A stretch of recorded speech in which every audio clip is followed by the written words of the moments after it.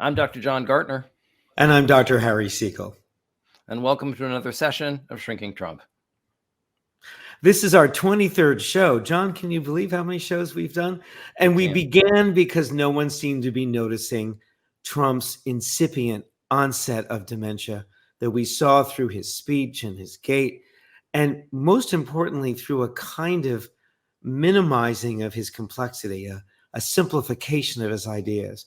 And that's on top of a severe personality disorder that John brought to national attention in 2017.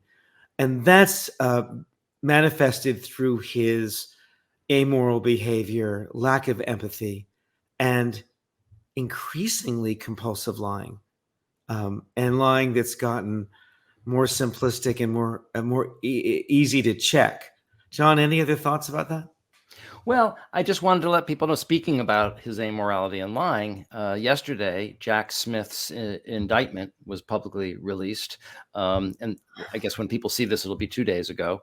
And we're going to be talking to George Conway today about that indictment. He's very eager to dig into it and decode it for our audience. And so we're really looking forward to talking to him. So yeah, stick with us through the rest of the show to talk to George.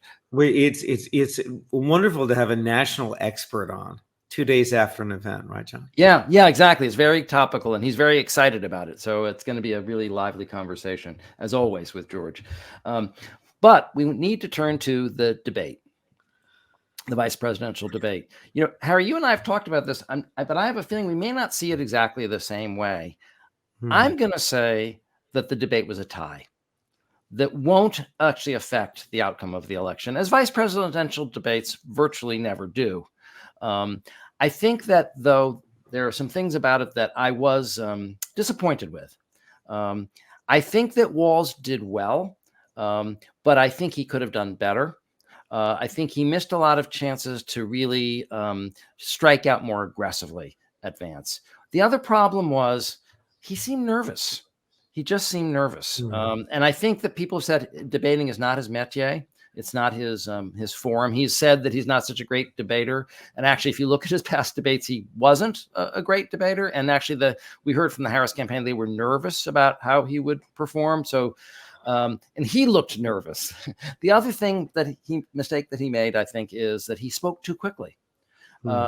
When people are nervous, sometimes they talk quickly. As you know, Harry, you've given a lot of public speaking, right? Sometimes there's that instinct when you're giving grand rounds or something to realize, oh, I'm talking too fast, because I'm nervous. It's a sign that you've lost touch with the audience. When you speak too quickly, the anxiety takes over. I had a different take.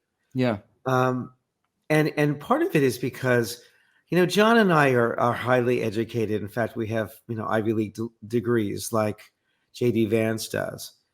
But I didn't lose sight of the fact that we have to think about America. Americans, by and large, are not Ivy League educated. They don't see Vance's eloquence and his calm demeanor as anything that impressive. And what they saw in Walz was someone being a bit nervous at first, but someone who was forceful, who talked about his state, who didn't become vicious. I mean, he could have decimated Vance a number of times, chose not to, I believe. And at the end of the debate, not only do the polls, we'll talk about them, see it as a tie, but his favorability numbers increased by 10, 12 points afterwards. So I think he did very well in that debate. As long as you don't think of it from a kind of college-educated point of view, which I don't know about you, John, but maybe because I went to college and never left academia, but I never confuse intelligence with education. I know plenty of people who aren't educated, who I consider extremely intelligent and interesting and successful. So I tried to see Walz through those lenses, through an American lens, and I think he did very well. No, that's a good point. And I think, the mission was different for each of them. I think for Vance, he's been the attack dog, right? And so what he needed to prove was that he could actually be brought inside the house and he wouldn't poop on the floor or bite up all the couch cushions or do anything else. Well, he wouldn't do that. That would be hurting the one you love. See what I did there? See, now that's what Tim Walz should have done. See what he should have done there. But what he did was he made himself sound reasonable. He was relaxed. He was articulate in that sort of Ivy League polished way where he kind of went through an argument. He went point by point. He did it very rapidly, but very systematically. And it actually allowed him to just fill up the room with lies. So he really sanitized or sane washed so many of Trump's lies by just saying them reasonably, forcefully, quickly, and then moving on to another one, and then moving on to another one, which is part of what makes it hard to rebut. It's that same Gish galloping kind of quality. But he's actually in some ways better at it than Trump because he's actually able to speak in polished paragraphs. And Walz stopped him though, but Walz stopped him a number of times. Yes. Well, we're going to talk about that. So that's just my overall take, but let's look at some of the actual videotape. The first thing I want to say is both of them were remarkably civil. And I'm going to admit, at first I found that disappointing. And then I remembered, oh, that's how all debates used to be. Before the apocalypse, that's what civilization was. Well, it was an institution that people respected. Yeah. When Trump screamed at Biden that first debate in 2020, I was so disgusted, excuse me, because I was expecting a debate. And I realized, oh, he's crapping all over this institution too. Right. So I think one of the things that, in one sense, is really a relief, right, is that they had a civil debate. However, I think that helped Vance more than it helped Walz, because we already believe that Walz is a civil person, right? And we believe that Vance is is an attack robot from the future. And so his job, by being gracious, by having manners, he proved, hey, I'm not a monster, even though he is. But so let's just see some of that civility. I got a 17-year-old, and he witnessed a shooting at a community center playing volleyball. Those things don't leave you. This is a good start to the conversation. I 100% believe that Senator Vance hates it when these kids, it's abhorrent and it breaks your heart. I agree with that. But that's not far enough. Tim, first of all, I didn't know that your 17-year-old witnessed a shooting. I'm sorry about that, and I hope that he's doing okay. So. Christ have mercy. It is awful. Christ have mercy. Yeah. What? Okay. But but it's the compassionate side of Christianity, not the crusaders running the. No. I think it was. I was happy that he said that. It's just you see it a second time and you realize how phony it is. Well, he probably had to do a lot of debate preparation imitating a human being, but he got it. He got it down. All right. So let's hear more about Springfield. Governor, what about our CBS News polling, which does show that a majority of Americans, more than 50%, support mass deportations? Look, we fix this issue with a bill that is necessary, but the issue on this is what happens when you don't want to solve it. You demonize it. And we saw this, and Senator Vance, and it surprises me on this, talking about and saying, I will create stories to bring attention to this. That vilified a large number of people who were here legally in the community of Springfield. The Republican governor said, it's not true. Don't do it. There's consequences for this. There's consequences. We could come together. Senator Langford did it. We could come together and solve this if we didn't let Donald Trump continue to make it an issue. And the consequences in Springfield were the governor had to send state law enforcement to escort kindergartners to school. I believe Senator Vance wants to solve this, but by standing with Donald Trump and not working together to find a solution, it becomes a talking point. And when it becomes a talking point like this, we dehumanize and villainize other human beings. I think that's great. He's humanizing the immigrants, and he is punching back about these fake stories and talking about the consequences. Then kids have to be escorted to school by policemen as a result of the fake stories that he's been making up. No, I mean, he's doing what Kamala does. They really did prepare him well, because he ended up making his point and trying to drive a wedge between Trump and Vance, but he did it with a kind of optimism, a kind of, we can do this. I think it's very effective. Yeah, no, this is what I think one of his good moments. And by the way, you talked about Vance and religion, right? Here's just a quick clip of Walz speaking about his religion. I don't talk about my faith a lot, but Matthew 25:40 talks about, to the least amongst us you do unto me. I think that's true of most Americans. They simply want order to it. This bill does it. It's funded. It's supported by the people who do it. And it lets us keep our dignity about how we treat other people. I think that's great.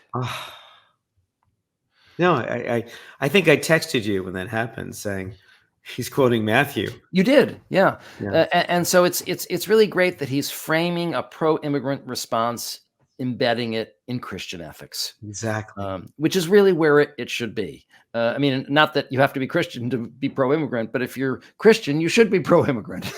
And he explained it because of that principle. And John and I, we might be Jewish, but we really appreciate the New Testament and particularly the ideas, I think, the subversive ideas of Jesus in the New Testament. Is that fair to say, John?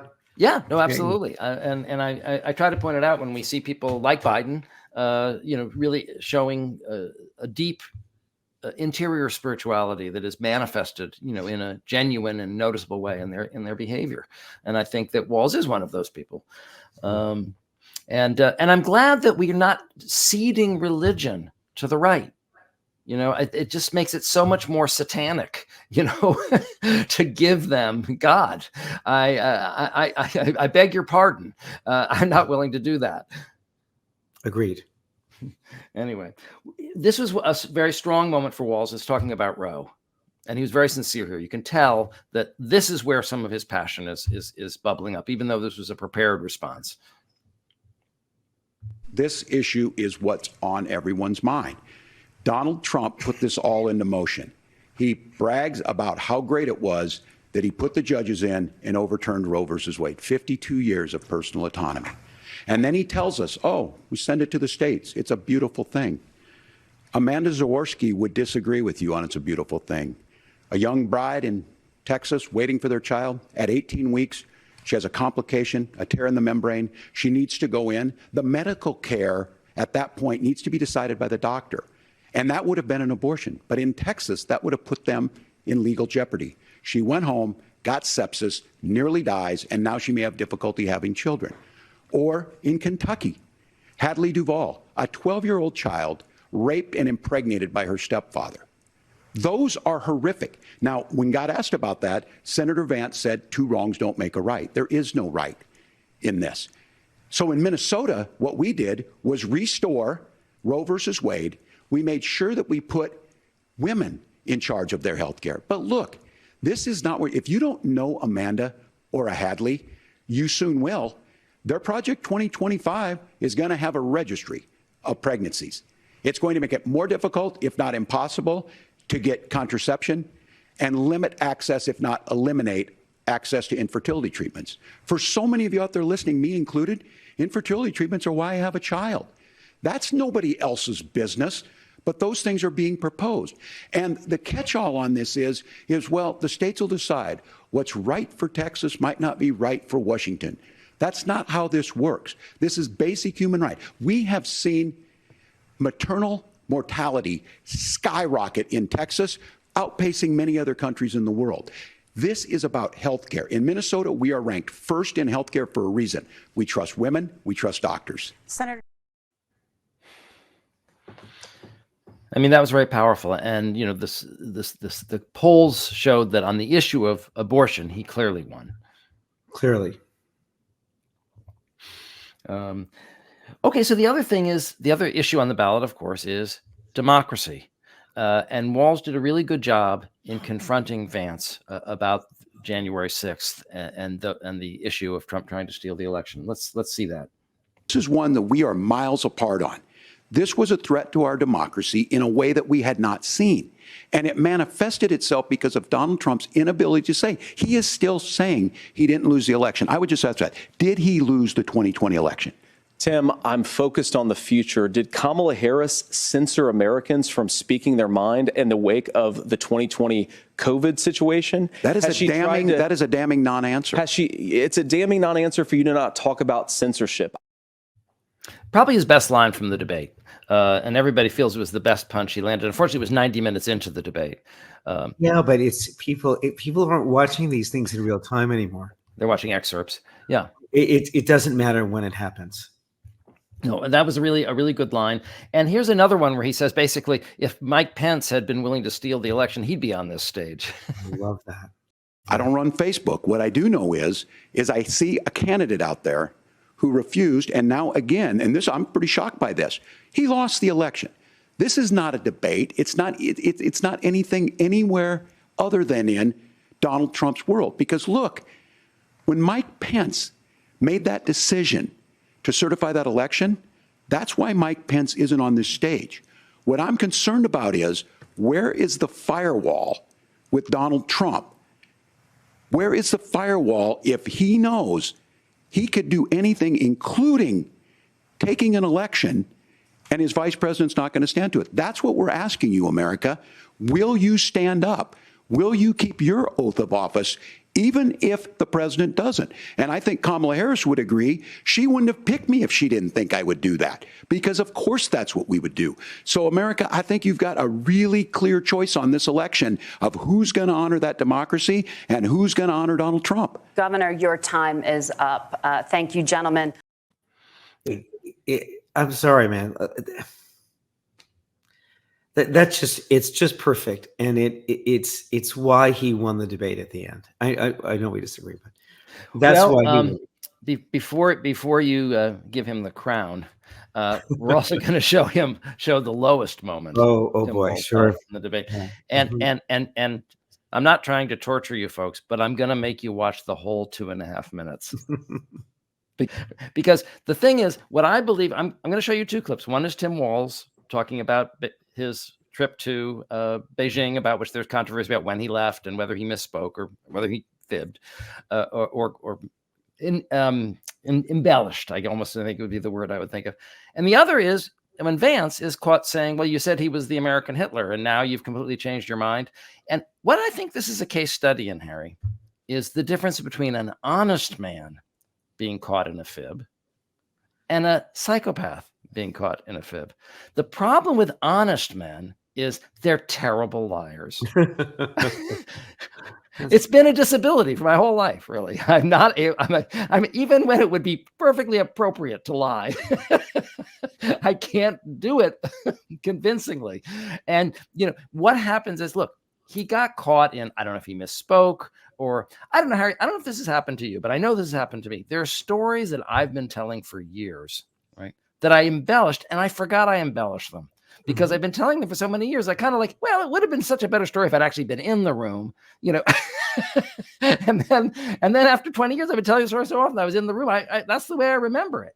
I had a story like that. A friend of mine lived in the same building as Joe Namath. If you remember Super Bowl III, that we won, he was our hero. And so he came out one day in the morning. We were throwing a football, and and he came out with a cup of coffee, clearly looking hungover. And I threw him a pass, and he caught it and he threw it back to me. But in my memory, I thought I knocked his cup of coffee out. Somehow that would seem funnier that I knocked, and I didn't. But I sort of told the story as if I had. And after a while, I really remembered it that way. Anyway, I'm just trying to say Walz has been caught in saying something that wasn't true, because he said he was in China when Tiananmen Square happened, and he was actually there a month later. But he was in China when the whole democracy movement was going on, and he was part of it, and it influenced him. And so that's the real import of the story. He may have embellished it a little bit. So now that they ask him about it, here's how he manages it. Okay. You said you were in Hong Kong during the deadly Tiananmen Square protests in the spring of 1989. But Minnesota Public Radio and other media outlets are reporting that you actually didn't travel to Asia until August of that year. Can you explain that discrepancy? Yeah, well, and to the folks out there who didn't get at the top of this, look, I grew up in small rural Nebraska, town of 400, town that you rode your bike with your buddies till the streetlights come on, and I'm proud of that service.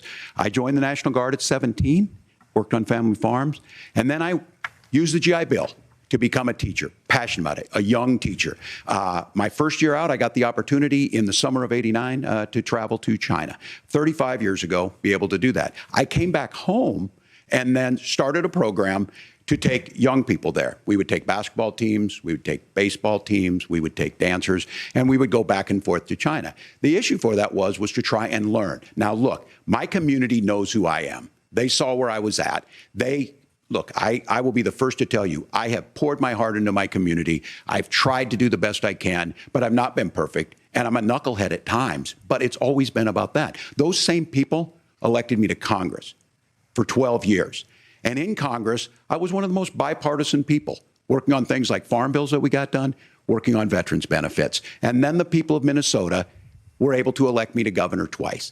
So look, my commitment has been from the beginning to make sure that I'm there for the people, to make sure that I get this right. I will say more than anything, many times I will talk a lot. I will get caught up in the rhetoric. But being there, the impact it made, the difference it made in my life, I learned a lot about China. I hear the critiques of this. I would make the case that Donald Trump should have come on one of those trips with us. I guarantee you he wouldn't be praising Xi Jinping about COVID. And I guarantee you he wouldn't start a trade war that he ends up losing. So this is about trying to understand the world. It's about trying to do the best you can for your community. And then it's putting yourself out there and letting your folks understand what it is. My commitment, whether it be through teaching, which I was good at, or whether it was being a good soldier or was being a good member of Congress, those are the things that I think are the values that people care about.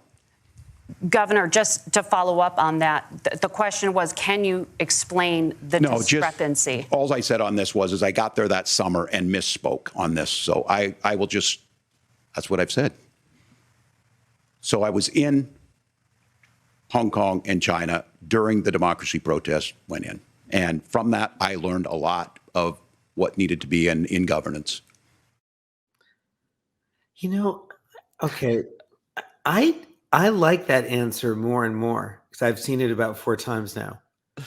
No, he does something very interesting. He takes this gotcha question, which would have lasted about 15 seconds if he just answered it. Exactly. And he decides to give his whole history. And then he decides to talk about this thing he did going to China with students and how it broadened him. Then he attacked Trump with it.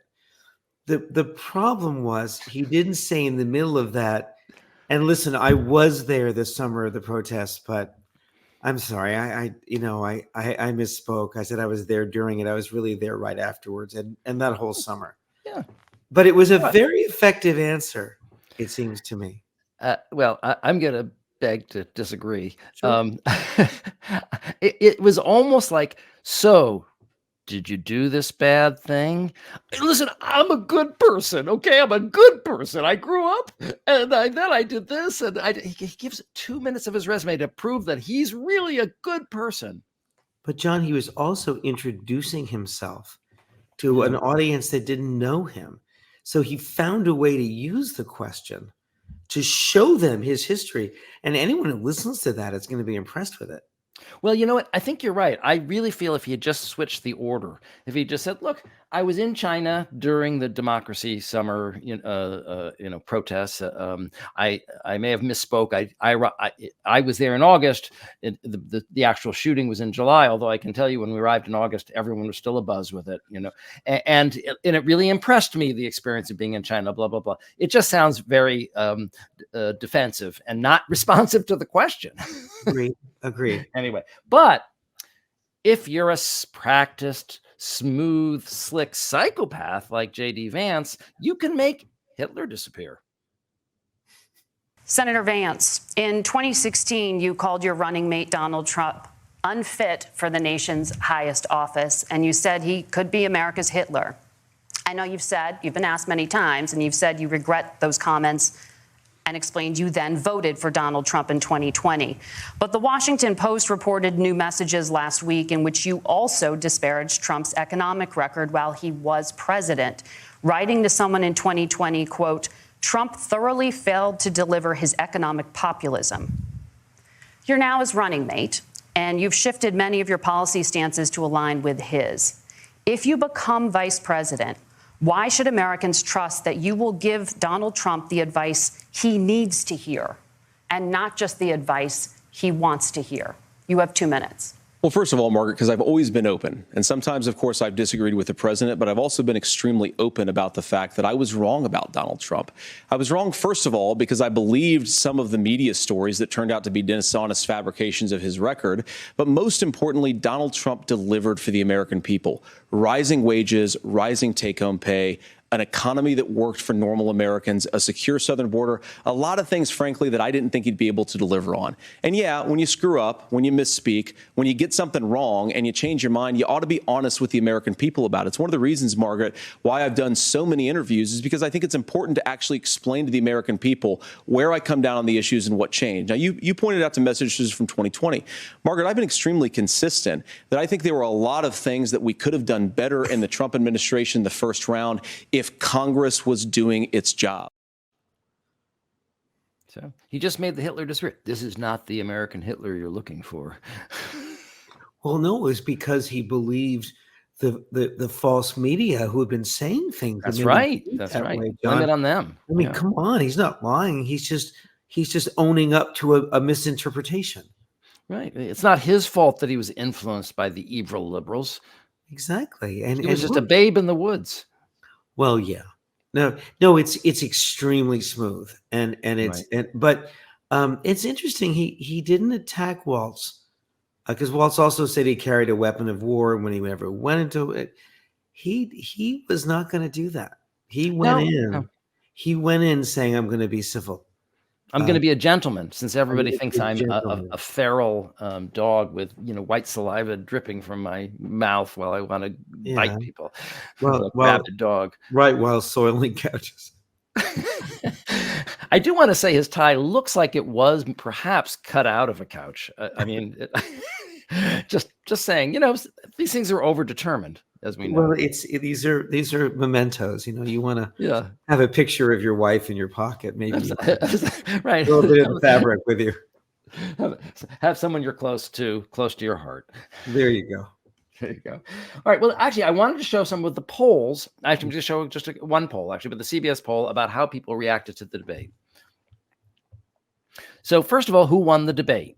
42% said J.D. Vance, 41% said Tim Walz, and 17% said it was a tie.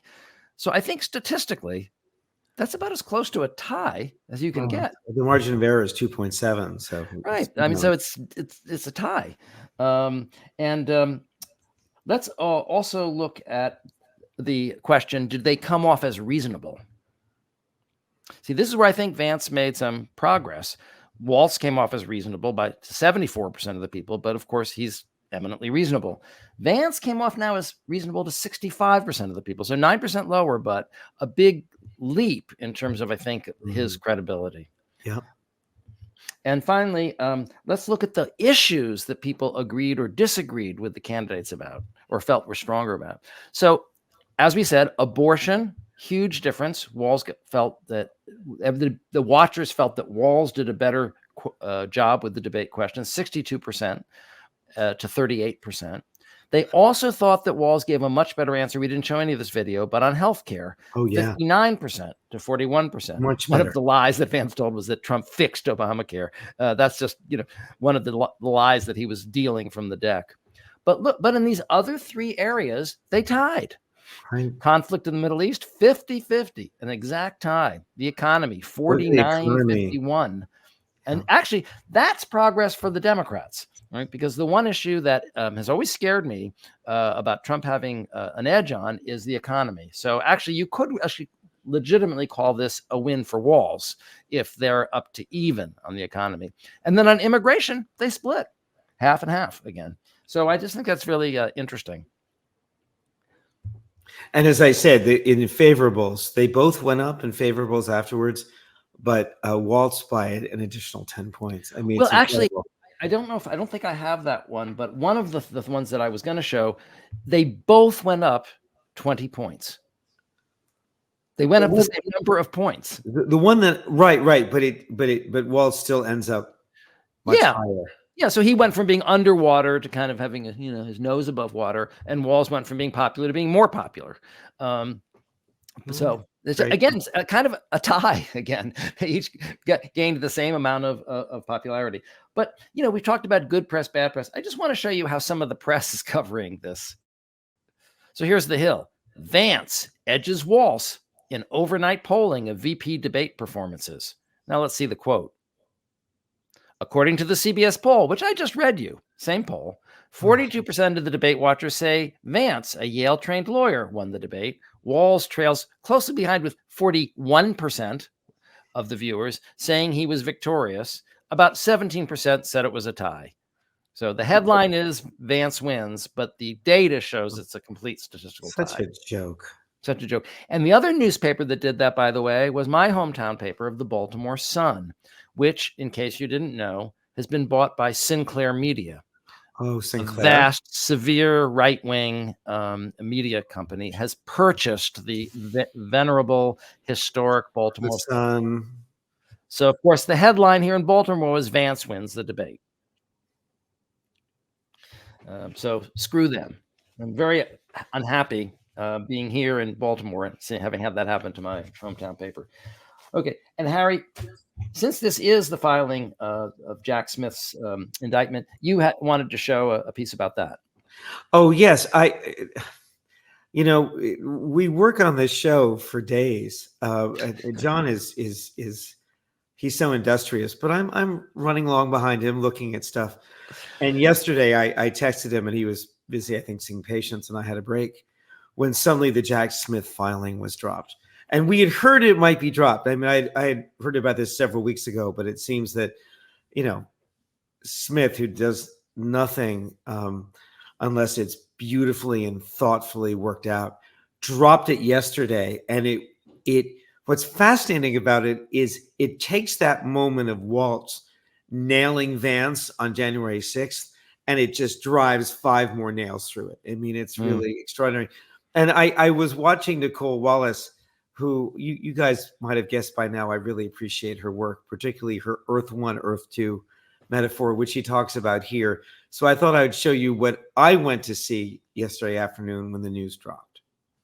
It's clear that when Donald Trump is the person who's been investigated, that without the actual facts and the evidence before the public, Donald Trump will lie about every last facet of it. And in this case, we're here less than 24 hours after the vice presidential debate, where it's like an Earth One, it's like an SNL skit. I mean, the only reason we covered a J.D. Vance Tim Walz debate is because Donald Trump sought to have Mike Pence hung by their own supporters. And to the piece of testimony that made Lisa Rubin, as level-headed a colleague as I have, gasp at the prospect of Mike Pence being killed or harmed. Donald Trump's what Jack Smith found is that Donald Trump's response was, quote, "So what?" What do you think the impact could be of this firsthand witness testimony from Mike Pence and other of the innermost circle from Donald Trump's White House and campaign? Well, I think for people who already understand the Earth 1, Earth 2 issue, this surreal nature of going from the vice presidential debate yesterday, where the candidate for vice president on the Republican side basically said, what are you talking about on January 6th? There was no effort to overturn the election and there was a peaceful transfer of power. And then today you have chapter and verse, detailed conversations. And just like the January 6th committee evidence, it is coming from we don't know the exact names all the time, but it is coming from Trump campaign officials, Trump lawyers, and Mike Pence, his own vice president. That's Andrew Weissman, who was a prosecuting, litigating lawyer with Mueller, and I think that lays it out. It's devastating. And in fact, when I was texting John, it turns out George Conway was texting and calling you too, because he was so excited about it. So we're really, as we already foreshadowed, we're going to have him on. Yeah, we're teasing that interview again. The other thing is, if you haven't read it, I'm sure most of you haven't read it, it's really worth reading. It's an amazing piece of writing. It really is. And also, there's a lot of information that was not in the January 6th committee. And he weaves a narrative that is, it's just amazing. It actually makes me think about, well, we'll discuss it with George Conway. We'll hold off on it. But this is a very worth reading indictment. It really tells a story. Yeah. So, Harry, I wondered, how much does Donald Trump need to cognitively deteriorate before we acknowledge that the emperor has no brain? I've wondered, well, I mean, what if he just started babbling incomprehensibly? Like, is that what it's going to take? Is that what it's going to take for people to realize that this guy is completely disabled and incompetent and unfit? And the answer is actually no, that won't be enough. Because in terms of Trump's cognitive decline, I've picked 3 examples here that I really want us to look at carefully, because they are really, even though we've been following his cognitive decline, right? What we're seeing is what we predicted. First of all, we predicted that it was going to get worse. We predicted that because he has dementia, which is an organic deteriorating illness, he was going to keep becoming more demented, and his thinking was going to become even more disordered. Well, let's listen to some examples. A deal with Iran of some kind if you were reelected? Sure, I would do that. Yeah, I believe in getting. It doesn't matter. I have a great memory, but it's a memory that wants to serve the people. And what does that mean?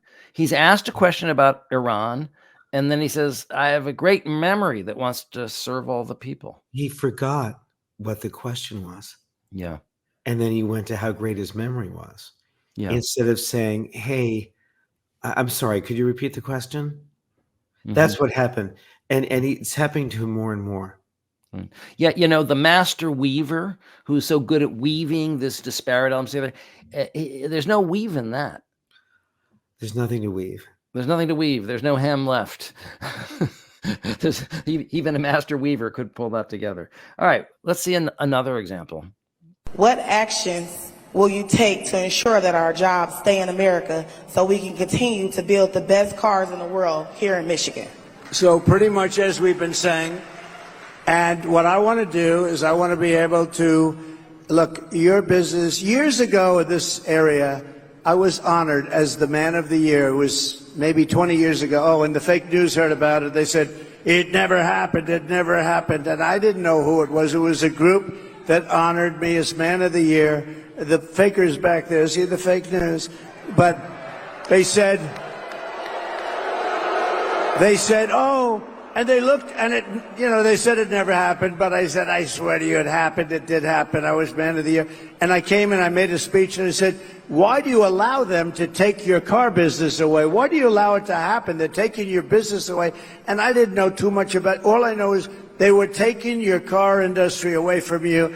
They said it never happened. And lo and behold, somebody said, I remember the event, and then we found out and we had everything. We got the awards, we had everything. It did happen, but I gave a speech which at the time was pretty controversial.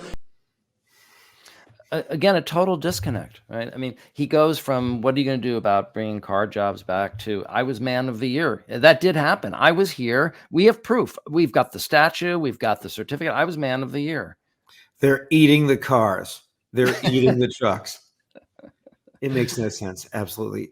Don't we have the text of this? We actually have the text, and we're going to ask Harry, because of his literary background, to read this text for us. We're going to do a deep textual analysis here to really dig into this text and kind of what is happening here. What actions will you take to ensure that our jobs stay in America so we can continue to build the best cars in the world here in Michigan? So pretty much as we've been saying, and what I want to do is I want to be able to ... Now this is where he's lost his train of thought. It's gone. And now he's trying to recover. Look, your business, years ago in this area, I was honored as the Man of the Year. All right. So what does he do? He can't remember what he's about to say.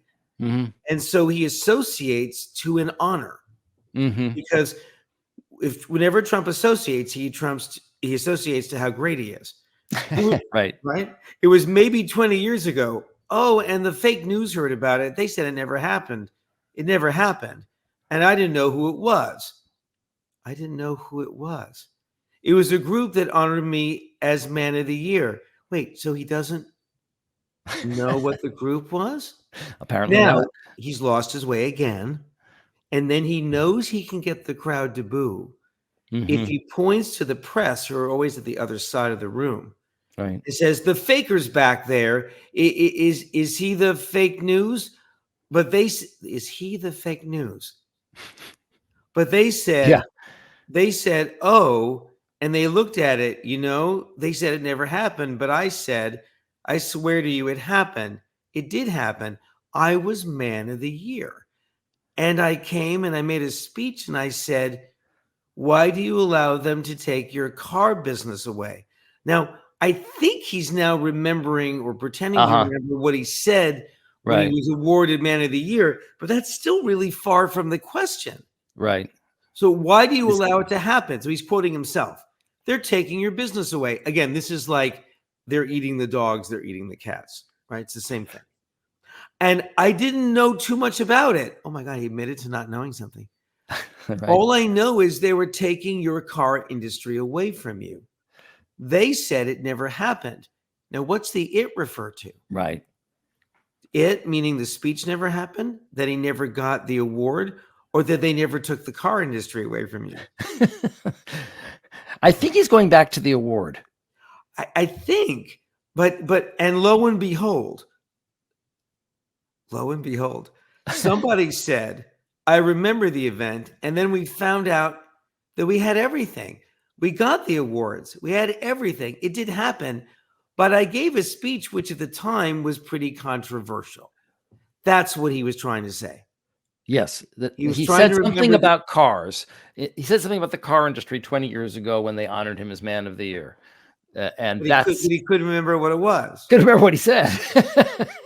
It's like it's really too bad your industry is doing so lousy. They're taking it away from you. Okay, it's really it's like finding moldy bread somewhere. Like it should hold together, but it really doesn't. Yeah, it's sad though because he's trying to get it together. Yeah, and when you talk to someone suffering from dementia who isn't at an advanced stage, they'll often tell you stories that almost fit together, but they get lost and they have to come back and they get lost. What he calls his genius weave. Yeah. But not here. No, well, it's never genius weave, but it's not here. Right. Yeah. No, not at all. And finally, Rex, do we have that tape? The one of his talking about the actor? These are rough, vicious, rougher than anything you can imagine. There is no, and I say it all the time, if you want to do a movie on some of these people that you're going to be looking at in 2 minutes, if you wanted to do a movie, there's no actor in Hollywood that could play the role. There's nobody that could, these actors, they're a little bit shaky. They can't play the role. They'll bring in a big actor and you look, you say, oh, he's got no muscle content. He's got no muscle. We need a little muscle. Then they bring in another one, but he's got a weak face. He looks weak. No, these guys have the whole package. He's rambling, and he's also, again, talking about his own decline and projecting it. I'm losing muscle. I have a weak face. Interesting. Isn't it? I mean, it is interesting. We're going to talk later about his, quote about calling Kamala mentally incapacitated or whatever. I think it's the same kind of thing. He's really talking about himself and projecting it. That's a really excellent point. Okay, I wanted to cover two of his rallies from this week, one in Erie, Pennsylvania. And people are talking about the one in Erie being completely unhinged, and then his rally in Wisconsin. Actually, the first clip that's interesting is he admits again that Kamala might win. If she wins, it's not going to be so pleasant for me, but I don't care. I really don't care.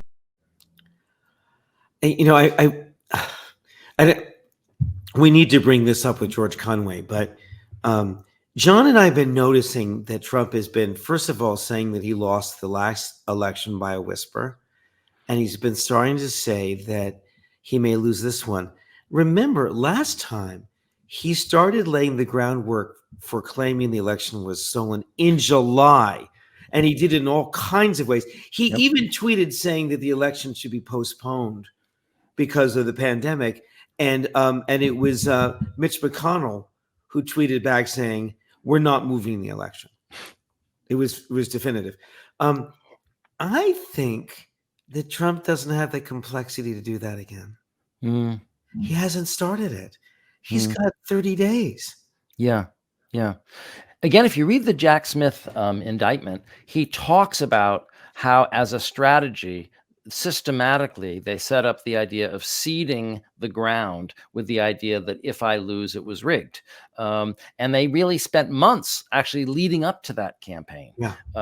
And so you're right. Here, it's like maybe he mentions it here or there, but he's so disorganized that he really can't put up that kind of systematic effort at a manipulation and mass disinformation in that way. I never thought we'd get to the point when his cognitive decline would make him much less dangerous. But this is the example of it. He can't do that kind of complicated, if I lose, it's rigged. He can't do it. He's not up to it. I still think a demented Trump is dangerous, but in different ways. I didn't say he took away the danger, but what I'm saying is now there's something he used to be able to do that he can't. I mean, look at the way he's talking. You know, it's just so sad, Harry, when we get older and just can't lie like we used to. Yeah. we'll have to face it. What happens to aging? We forget what we're lying about. What happens to aging mobsters? You know, when suddenly they can't remember who to put the hit on. They can't do the kind of the squeeze that they used to. Yeah.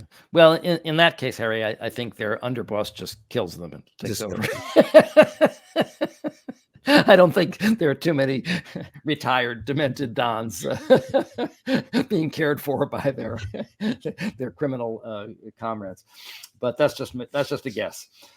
So I want to talk about two times in this speech in Erie, he goes off the rails, screaming and complaining that Kamala is lying. She's lying about having worked a minimum wage job when she was a teenager at McDonald's. I mean, if you're going to accuse your political rival of lying about something, you're going to accuse them of having lied about working at McDonald's. It seems very peculiar. The only theory I have about it is that, you know, she's appealing to working people. She's from the middle class, and he can't do that because he's a poor little rich boy, right? He can't, no one's going to believe he worked at McDonald's. That's the only reason I can think of why he would react to this. But it's obviously completely bonkers. Can we see that? It's just basic. She said she worked so hard, she sweated over French fries at McDonald's, and she never worked there. It turned out to be a lie. And the fake news doesn't want to talk about it. Although I heard a major newspaper is doing a big story on it, it's a lie. It's a total lie. She never worked at McDonald's, but she lies about everything. Why are we talking about McDonald's? And it's always like there's a major newspaper doing a story on it. Right. I checked, by the way. No one is doing it. No one's doing a story on it. Right? But of all the things, right, to try to, declare that, he's lying about trying to overthrow the government, and he claims that she's lying about having worked a minimum wage job as a teenager. And what proof does he have that she didn't work at McDonald's? I mean, it's insane. It's insane. But you also remember eating McDonald's is his way of connecting with his base. So that's it. So she was encroaching on his McDonald's. Maybe that's what it is. It's that primitive. She can't have McDonald's. I'm McDonald's. And by the way, he really can't let it go because look, later in the speech, he comes back to it. She's a liar. Remember, again, McDonald's, just put it in your mind. It's so simple. I don't have to go through a long story. She said she worked there. She's a liar. That's why we're calling her Lyin'.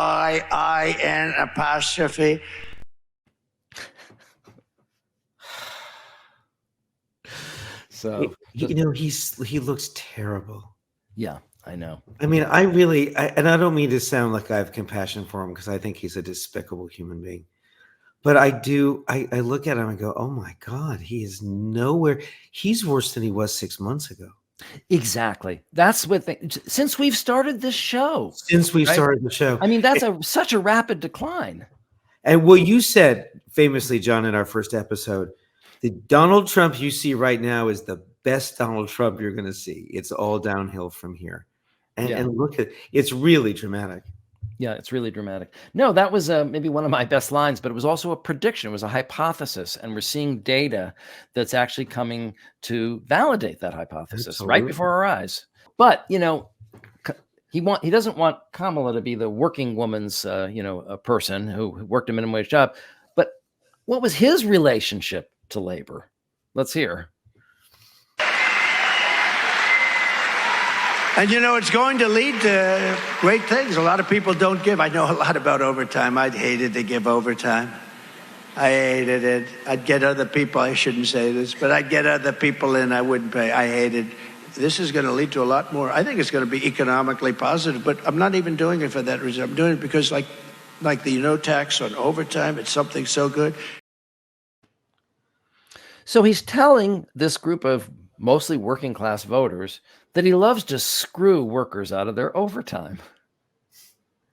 He would bring other people in, like bring in scabs. Right. Oh.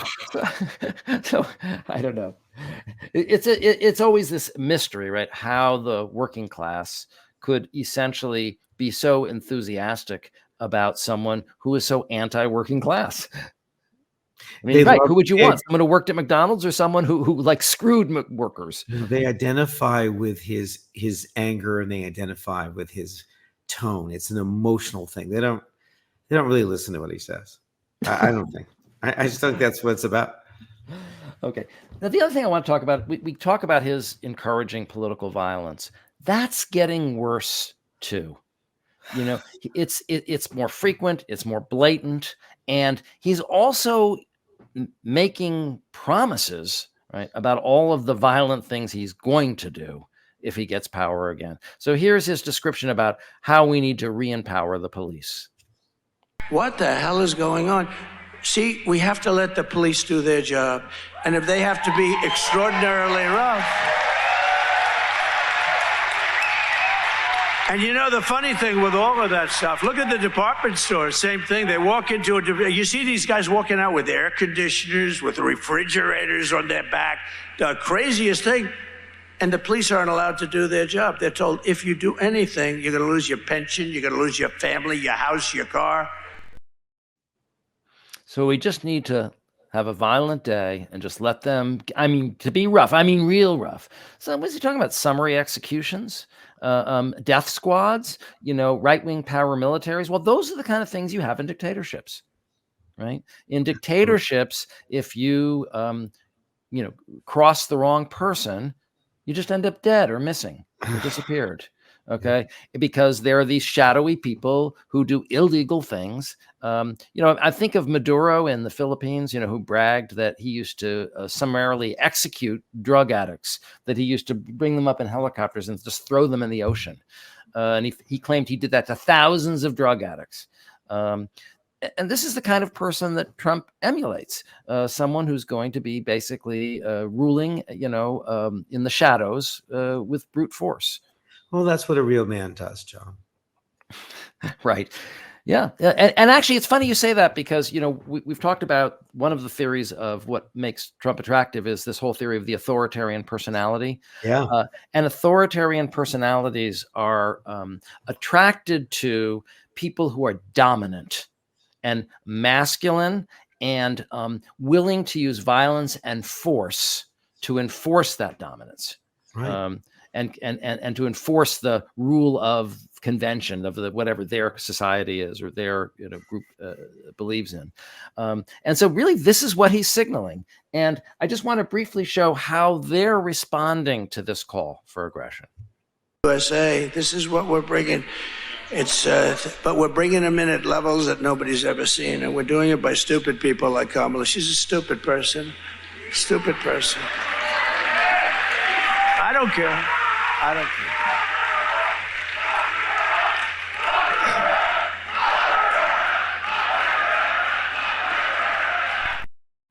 So now we're going to lock up Kamala, if he wins the election. And this is the thing. He's empowering this aggression, right, in his followers. And also he's setting the stage for his arresting his political rivals. Yeah. Anyway, so the last thing I want to show from Erie is his statement about Kamala being mentally impaired. Crooked Joe Biden became mentally impaired. Sad. But Lion Kamala Harris, honestly, I believe she was born that way. There's something wrong with Kamala. And I just don't know what it is, but there is definitely something missing. And you know what? Everybody. Yeah, go ahead. It's not a dog whistle now. Right. I mean, we all know what he's talking about. Right. She was born that way because she's black. Yeah, black people are stupid. Black people are dumb. Genetically, there's something wrong with them. I mean, it's Biden declined, but Kamala has always been black. Right. Well, no, but apparently she only recently discovered that she was black. But I guess she's always been cognitively impaired. It's just so vile. It's so vile. And again, there's a coarsening of his language, right? There's a way in which everything is getting darker and flatter and coarser, right? And I think that's both related to his sense that he's losing. It's related to our last guest talked about the language of fascism. And it's also related to his cognitive decline. Exactly. I think it's all of those things. Everything is just becoming all black and white, all in these fantastical ways. And but the other thing is, he knows he's mentally defective. He does. He knows it, and so that's why he and he knows people are saying it about him, and so that's why he needs to keep projecting it. He knows it, and he doesn't know it. Right, or he knows it and he won't let himself know it. Exactly. It's we. Not to educate our audience, but what we know about ourselves is not one thing. It's like it's not a weave. It's like many layers, and we defend and we keep ourselves from knowing things about ourselves we may not want to know. If we're declining and we have a severe narcissistic personality disorder, then as we get the information that we're declining, it's like the Iron Dome in Israel. Like we shoot it down. We shoot down the thought so that it becomes, oh no, but I'm brilliant. She's the one who's declining. But clearly, I'm not the mentally defective. You're the mentally defective. I'm not the puppet. You're the puppet. All right. So moving on to Wisconsin. What I think is interesting about this next clip is everyone is saying that Donald Trump fell into Kamala's traps at the debate because he can't not react to a provocation. So here he is, because he's obviously heard that, not to mention the fact that he's lived it. And he's now claiming, I didn't fall into anyone's trap. And when I mention that, they go, oh, he's fallen into a trap because you ever see that? Whenever I criticize, they say, all the stupid people, the anchors back there. No, they say, he fell into a trap, her trap. She can't set a mental trap. There is no. But if she says something wrong, like in the debate, she said something wrong, I question it. She said another thing wrong, I made her look bad. She said another thing. They don't want me to ever question. They said, oh, he fell into a trap. He questioned the fact. He's literally describing the trap. Well, he's denying it. He's like, oh, they say I fell into a trap. Well, listen, if she says something that's wrong, I have to answer it. Yeah, that's the trap. You idiot. We know you can't not react. Okay, so if we provoke you, you're going to react. And as again, we're going to have George Conway on. In addition to talking about Jack Smith, we showed some videos that the Anti-Psycho PAC showed. We showed that last week, some of the videos relating to his sexual assaults.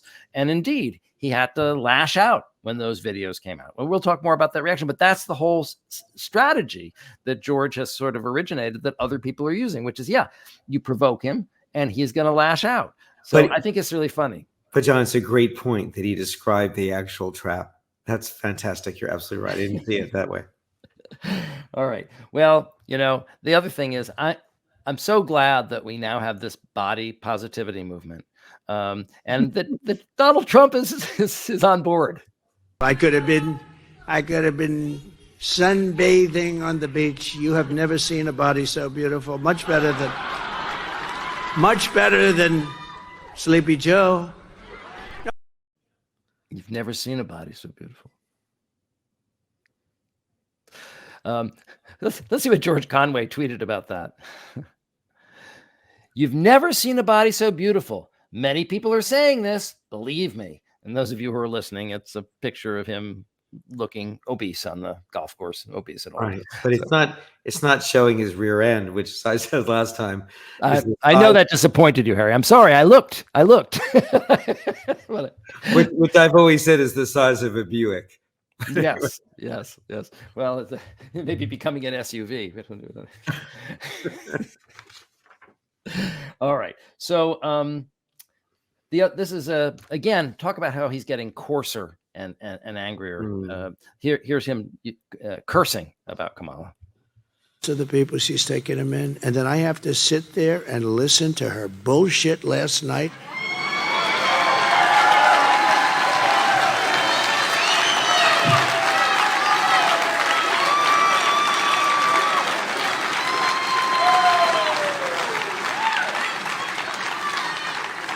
And who puts it on? Fox News. And they shouldn't be allowed to put it on. It's all lies. It's all lies. Everything she said is a lie.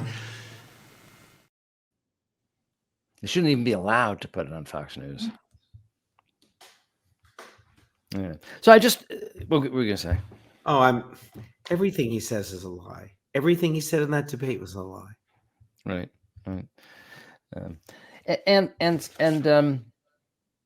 And remember, we've been talking about his admitting that he lost. Here's another place where he admitted that he lost.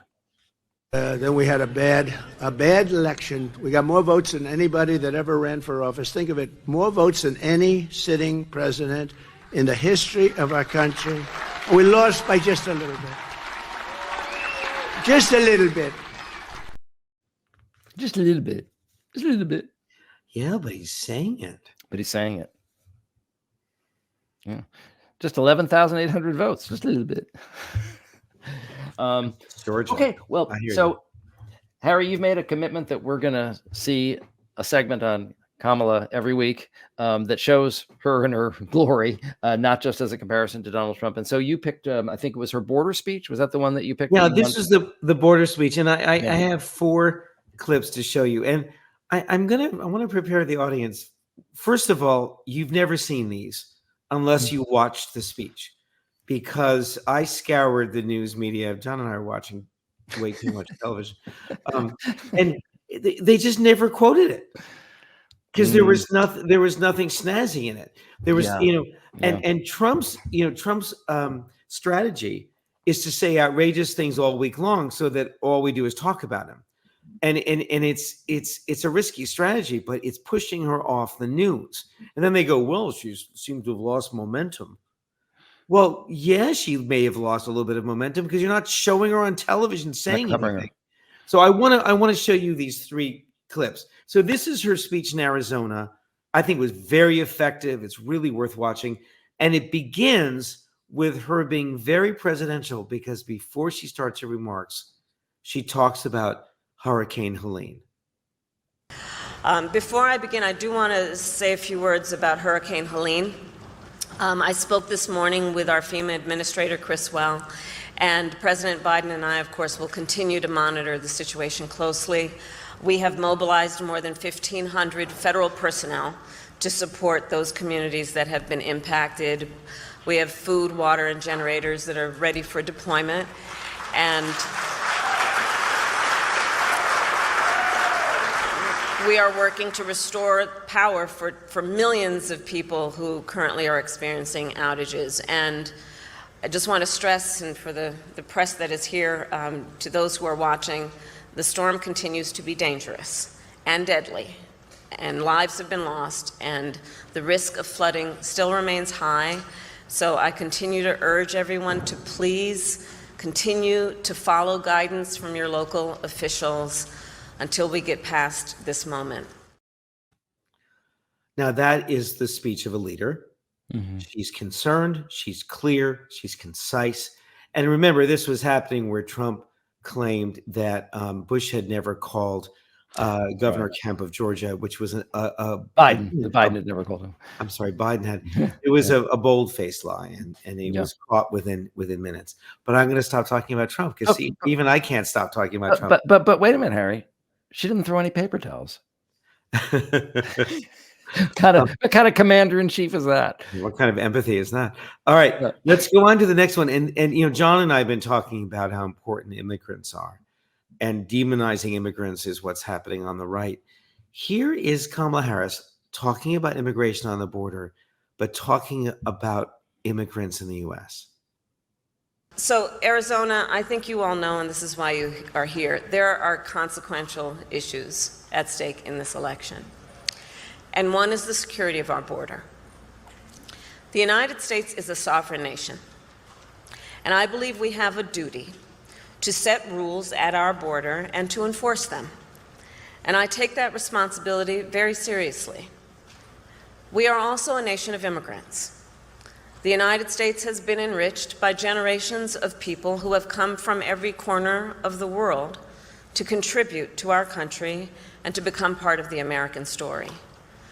And so we must reform our immigration system to ensure that it works in an orderly way, that it is humane, and that it makes our country stronger.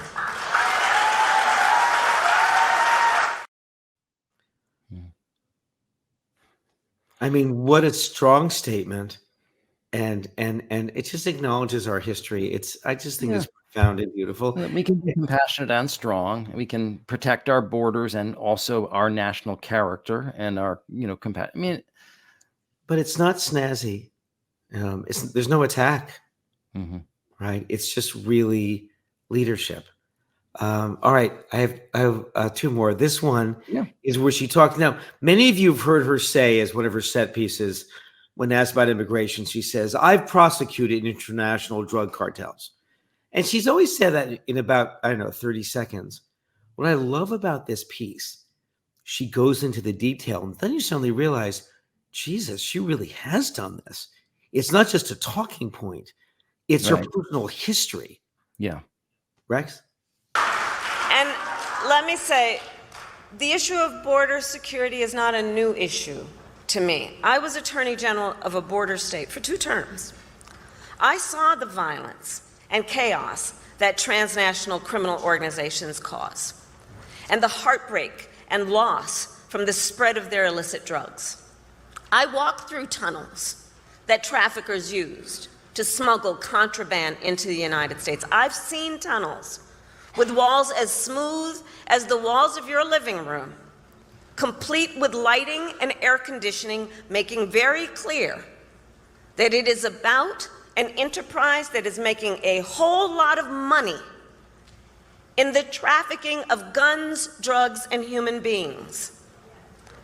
And my knowledge on how they work comes from the fact that I have prosecuted transnational criminal organizations who traffic in guns, drugs, and human beings.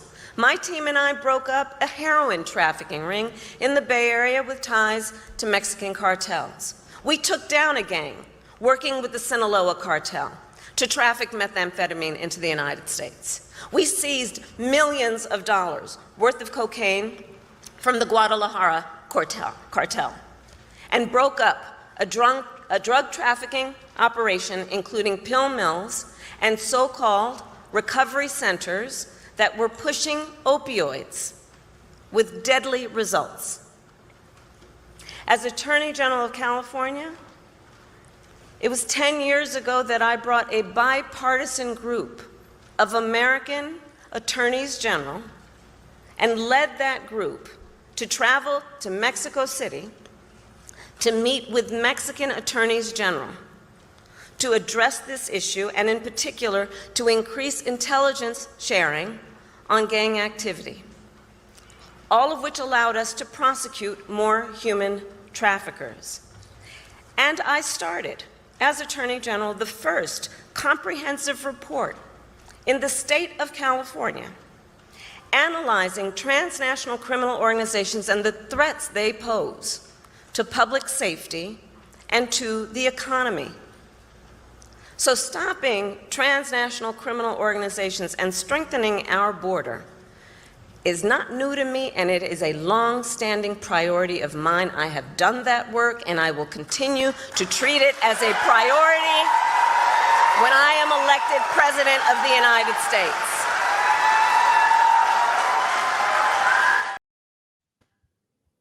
Now, why wasn't that on television? I was thinking the same thing. It really makes me angry, actually, because here she is really describing in detail her work. You know, if this is such an issue, right? These guns and drugs and people being smuggled into the United States. Well, here's someone who's actually been involved in the law enforcement activity of going into the tunnels. Again, a great detail. You know, they're talking about the tunnels and how smooth the walls are. And it's like, she's been in the tunnels, you know, she's been in the trenches fighting this phenomenon. Whereas, you know, what we see is Trump going, Kamala, she's letting in the drugs. She's letting in the killers. Well, no, actually, she's the one who's bringing down the Sinaloa cartel, and the news isn't covering it. That's the point. We know he's going to lie. But if she's giving a really reasoned explanation with facts and a background and a story and an anecdote about her work solving this problem, why does that not get the attention? Why are his lies and his accusations getting all the attention? Exactly. No. And notice that she adds guns as part of trafficking. You will never hear the far right talk about guns coming across the border. No, of course not. So she's just wonderful and remarkable. And I'm not saying this in a kind of rah way. I mean, this is an argument that's not being quoted. Now she gets further into the speech. This is the last thing I want to show you guys, and it's just about a minute long or so, minute and a half. But it's where she talks about what she wants to do in the future to build on that bill that Langford and the Democrats have put together. It's not just a talking point, but a plan. Right. And look, transnational gangs, one of the things I know about them, they are always innovating. So to disrupt them, we must do the same. And that means, again, working together in real time, grounded on finding common sense approaches, not just about some rhetoric at a rally, but actually doing the work of fixing a problem.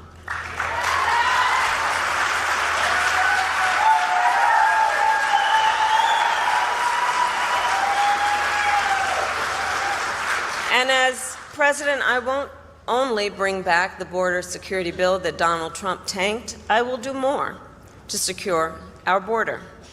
To reduce illegal border crossings, I will take further action to keep the border closed between ports of entry. Those who cross our borders unlawfully will be apprehended and removed and barred from re-entering for 5 years. We will pursue more severe criminal charges against repeat violators. And if someone does not make an asylum request at a legal point of entry and instead crosses our border unlawfully, they will be barred from receiving asylum.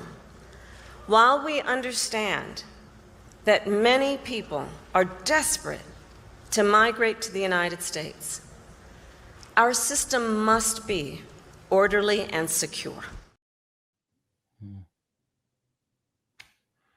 Imagine actually trying to solve a problem. Why aren't people covering that description of her plans. Right. Right. It doesn't help with the horse race. Mm-hmm. It doesn't help with the spectacle of Trump's vicious lies. Those aren't news, but they get clicks. Well, they should be news. That's the point. The newspapers decide what's news, all the news that's fit to print.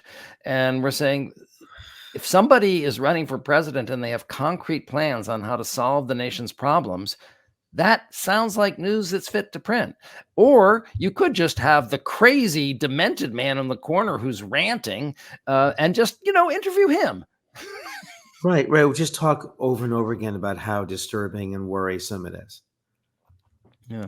Oh, we're going to keep doing this. We're going to have a section every week where we spend like 10 minutes showing Kamala being forceful and eloquent and effective, if only people could hear. And I appreciate it, Harry. I want you to keep doing it. Thanks. Well, we're excited once again to have our special guest, George Conway, who is the director of the Anti-Psycho PAC. We're going to be talking a lot about their campaign. There it is, Psycho PAC. Of course, you can donate if you like. And we're going to be talking about the mission of the Psycho PAC. But we're going to be talking to George first about Jack Smith's new indictment. So I gather you're very excited about Jack Smith's new indictment. I don't know that I would say excited. I mean, I think I think it was very interesting to see some of the evidence that he has, or at least to play the guessing game of where it all came from. And, it fills in some of the blanks that were left, which weren't really that many, from the January 6th committee hearings. And there's some nice little juicy details. And I think they did a very, very good job in illustrating how none of this really had anything to do with the office of the presidency and its duties, which is the whole point. That's the only issue that really is out there. I mean, I think it's the factual statement in the brief just oozes with criminal intent. I mean, just oozes with criminal intent. I mean, he was told by so many people that he had lost the election, and he just, okay, fine. I'm not going to listen to these people. I'm going to shove them aside, and I'm going to bring in Rudy. And, and it's just more evidence of his sociopathy when they told him about Pence having to be evacuated from the Senate chamber. He goes, so what? He didn't care. He absolutely didn't care. In fact, he reveled in it. Well, I mean, it's just everything we already knew about him, but it's just sort of heartening to know that there is going to be a lot of testimony from his own people that's going to put him away. So that's my take. Yeah. One of the things that I thought was interesting reading it today is Smith does such a good job of showing you how systematic his attempt to overthrow the government was, that he went from one scheme to another. Well, first of all, in terms of criminal intent, before the election, he already announced that his strategy would be, even if he loses, to declare that he won. They have him saying that. So talk about criminal intent. Before the voting even started, he had a plan to overturn the election. But the thing about it is I always hesitate to say that he had a strategy, that he has a strategy. I think he has more of a reptilian instinct. And he knew that there was a chance that he was going to lose. And so he instinctively, because this is what he always does, casts doubt upon whoever it is he's going to disagree with, whoever it is who is going to contradict him. I mean, he once said to Leslie Stahl, not on camera, but Leslie Stahl told the story later that, she asked him, like, why do you always trash the press? And he goes, so that when you write something about me, or say something about me, no one will believe it. And it's not really, it's not really a strategy. It's more of an instinct. It's a reptilian instinct. I hate to say, because, I really don't think he has the capacity to think more than, one moment at a time. Well, I have a question for you. One thing which is why I'm raising it with you, because that's you guys are the experts on this. Well, no, but we're going to have an exchange, right? Because you have some really good psychological ideas. But one thing that I remember from 2020 is I saw him laying the groundwork for declaring the election rigged if he lost. He doesn't seem to be doing it this time. Twice he said if he loses, it will be the fault of the Jews or it'll be the fault of this group. But he's not doing that. And what I wondered about in the show, George, and maybe you can think about this too, which is maybe he's losing his complexity. So he can't build that case anymore. Does that make sense to you? I don't know that he's ever had complexity. I don't think he's that complex a person unless you're trying to diagram all of his disorders, in which case it gets very complicated. Like Dr. Frank says, it's like you could teach psychiatry, entire course in psychiatry or a curriculum in psychiatry, just using him as an example. I think he's more demoralized than he was then. I think he feels more powerless than he did then when he was invested with the powers of the presidency. And I think you see that and he's older, and there's just a lack of energy there.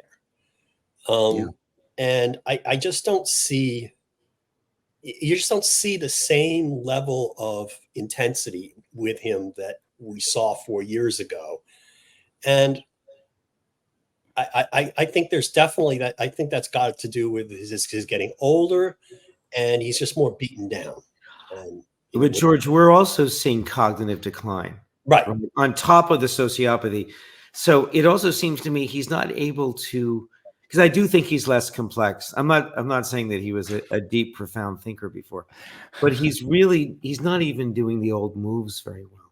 Right. No, and he's really just he's much more, he always meandered in his speaking, but he is so, his speaking now is just so incoherent. It is there's never even for 30 seconds a train of thought. Right. It's much worse than ever before. And that's the dementia setting in, I think, on top of everything else. And he seems depressed, actually. He seems kind of depressed. I think so too. I'm glad you mentioned that. I think one of the aspects that I wish I'd been emphasizing more about him all along is the whole bipolar aspect. I think he is really hypomanic, and right now, as you say, I think he's on somewhat on the depressive phase. He still has that hypomanic bluster, but his affect seems depressed. You can be in a mixed state where you're depressed and hypomanic at the same time. Reading. So he's still blustering, but you feel the depressive. He runs out of gas. And he runs out of gas. Yeah, he runs out of gas. Okay, we just got to kill all the people, all the bad people. Right. But one of the things that struck me about reading Smith's report is how much hypomanic energy this campaign to take over the government actually took. I agree with you. He wasn't the master strategist. He had, these team of lawyers. Like, I'm just going to keep running into walls. Yeah, but exactly. That's what happens. Keep running into walls. Exactly. Like a Roomba. Yeah, exactly. but it never stops. Like a Roomba who never runs out of gas. He just keeps bouncing off of one official after another that he's trying to influence. He talks to Pence like 20 times, in like a 2-day period, Yeah. Got to give him credit for his persistence. But I just don't think he has that level of energy anymore. I think, everything, is increasing age and is decreasing. I definitely agree with you. He's not as sharp as he was even 4 years ago. He wasn't all that sharp. And, it's also really dramatic to show how he was 20 years ago or 30 years ago. Oh, my God. Absolutely. Not that he was a rocket scientist, but he was much sharper and much, much more focused. And now he can't. I think he realizes, it's like I've read about ADHD people with ADHD, inattentive, or they can't focus, right? Everything's just jumble and noise, and it's very frustrating. It makes them angry. And I think part of what's going on is he knows he should be doing what his advisors have been telling him to do. Stay focused on this, stay focused on that. And you hear him even talking about how they want me to do this and I can't do that. Right. I'm just who I am. I think he said at one point. And I think he's confronting his own. I think in a weird way, this campaign is forcing him to confront his own his own mental failings in a way that hasn't been done to him in the past. And I think that's having an effect on him. I mean, obviously, he's going to always deny it, and he's always going to externalize things. He's always going to project. But it's getting to him more than ever before because he realizes he doesn't have it in him to do what he knows he needs to do. How's that for an interesting problem? Yeah, well, it's funny you should. I just wanted to say one about because one thing that relates to that is, he said, they say I fell into a trap. They say she set a trap for me. Nobody fell into a trap for me. That was no trap. Any traps? I'm not falling into any traps. As he is diving into the trap. As he's falling into the trap. As he's falling into the trap. He said, well, if she says something, if they say something, I have to correct the record. I have to focus on every single. I mean, it's like that is the trap. That's the trap. Is right. Trap is talking about what they want to talk about and not what you want to talk about. And he absolutely cannot help it. So. Well, imagine again the structure of the malignant narcissistic personality disorder. Right, there's this feared event that he will be exposed as weak and a failure and unable to function. Right. And so he puffs himself up his whole life.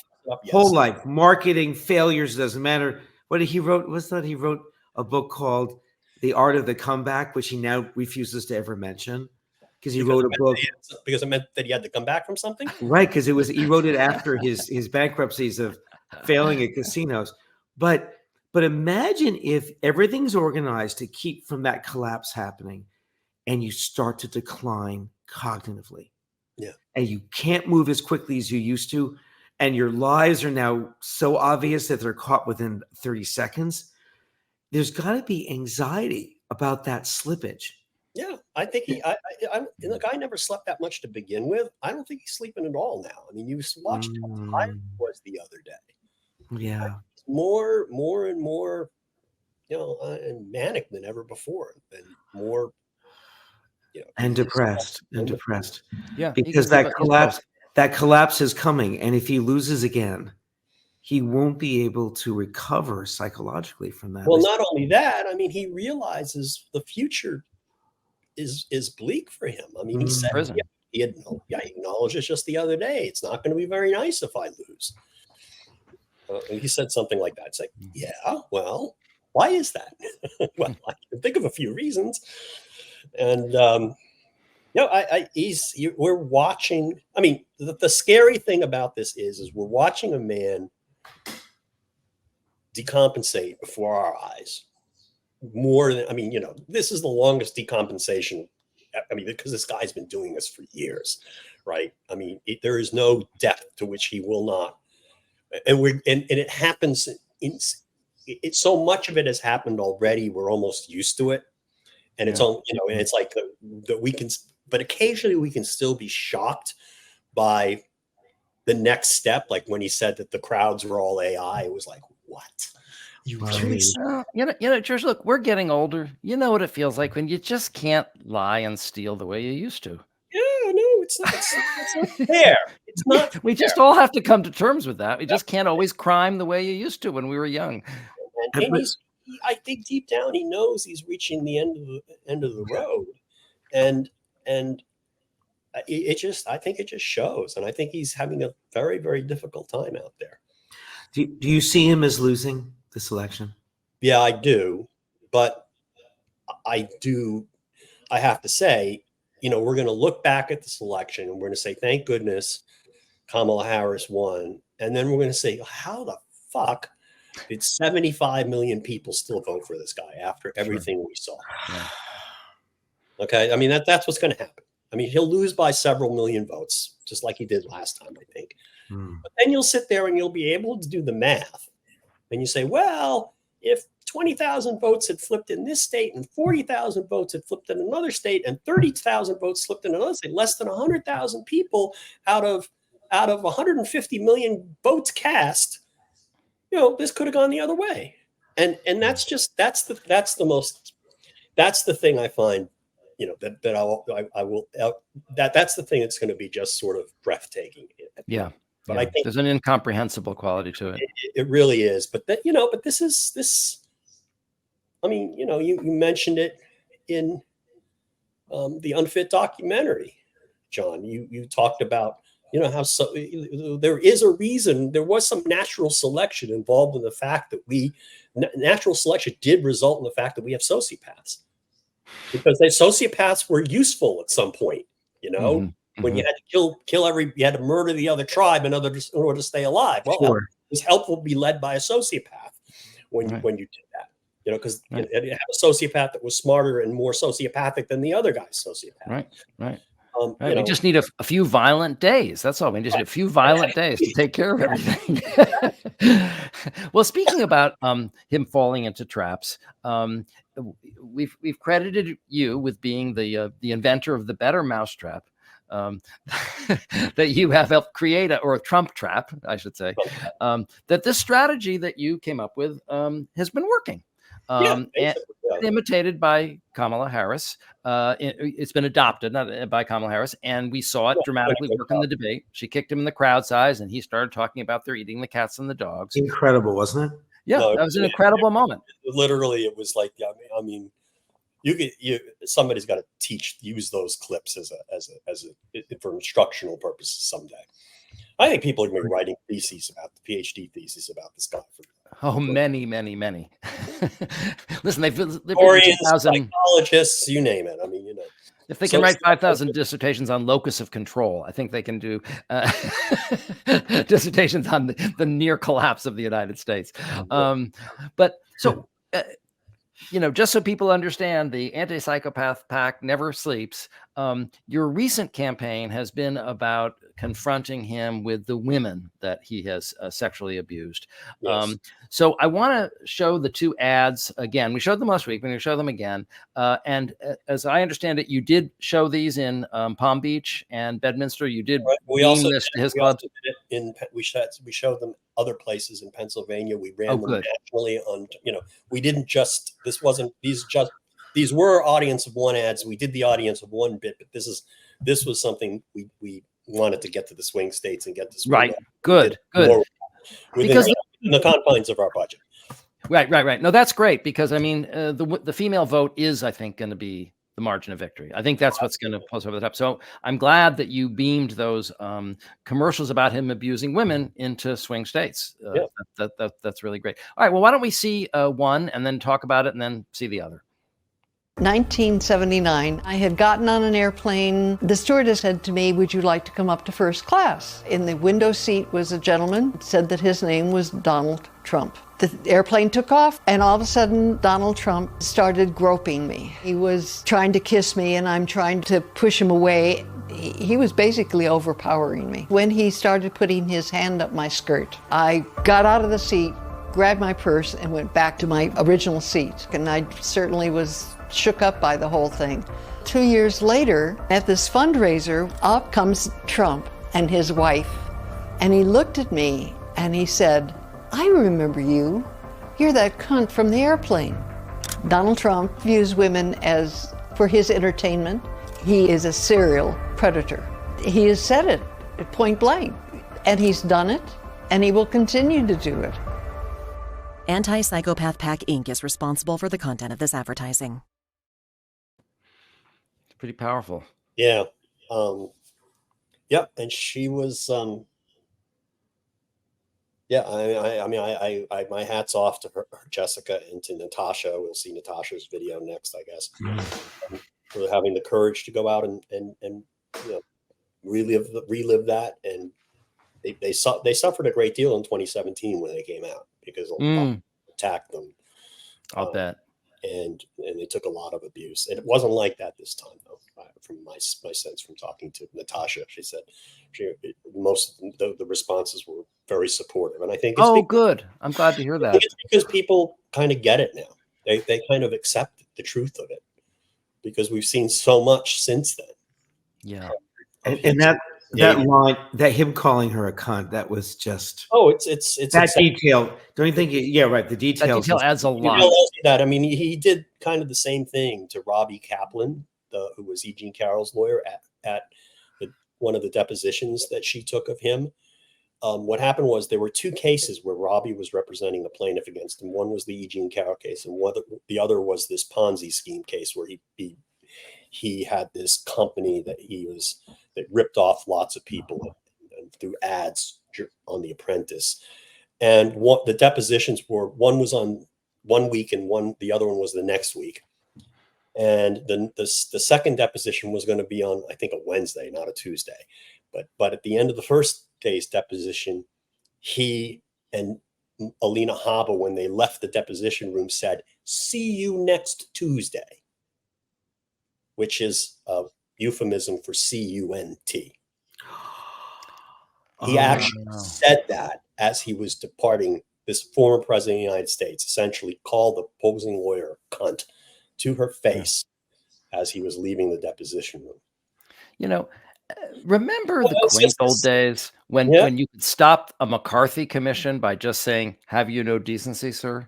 Right. No, you can't. And that's how Donald Trump became president of the United States and remained the Republican nominee for president. Is this that people have no shame? People are willing to basically coddle him, even though he is deranged and depraved and, and a criminal. And yet people still glom onto him. It is just beyond me. I mean, where's the shame? There is no shame. Right. And the loss of decency, just the loss of basic decency, is itself very shocking and unnerving.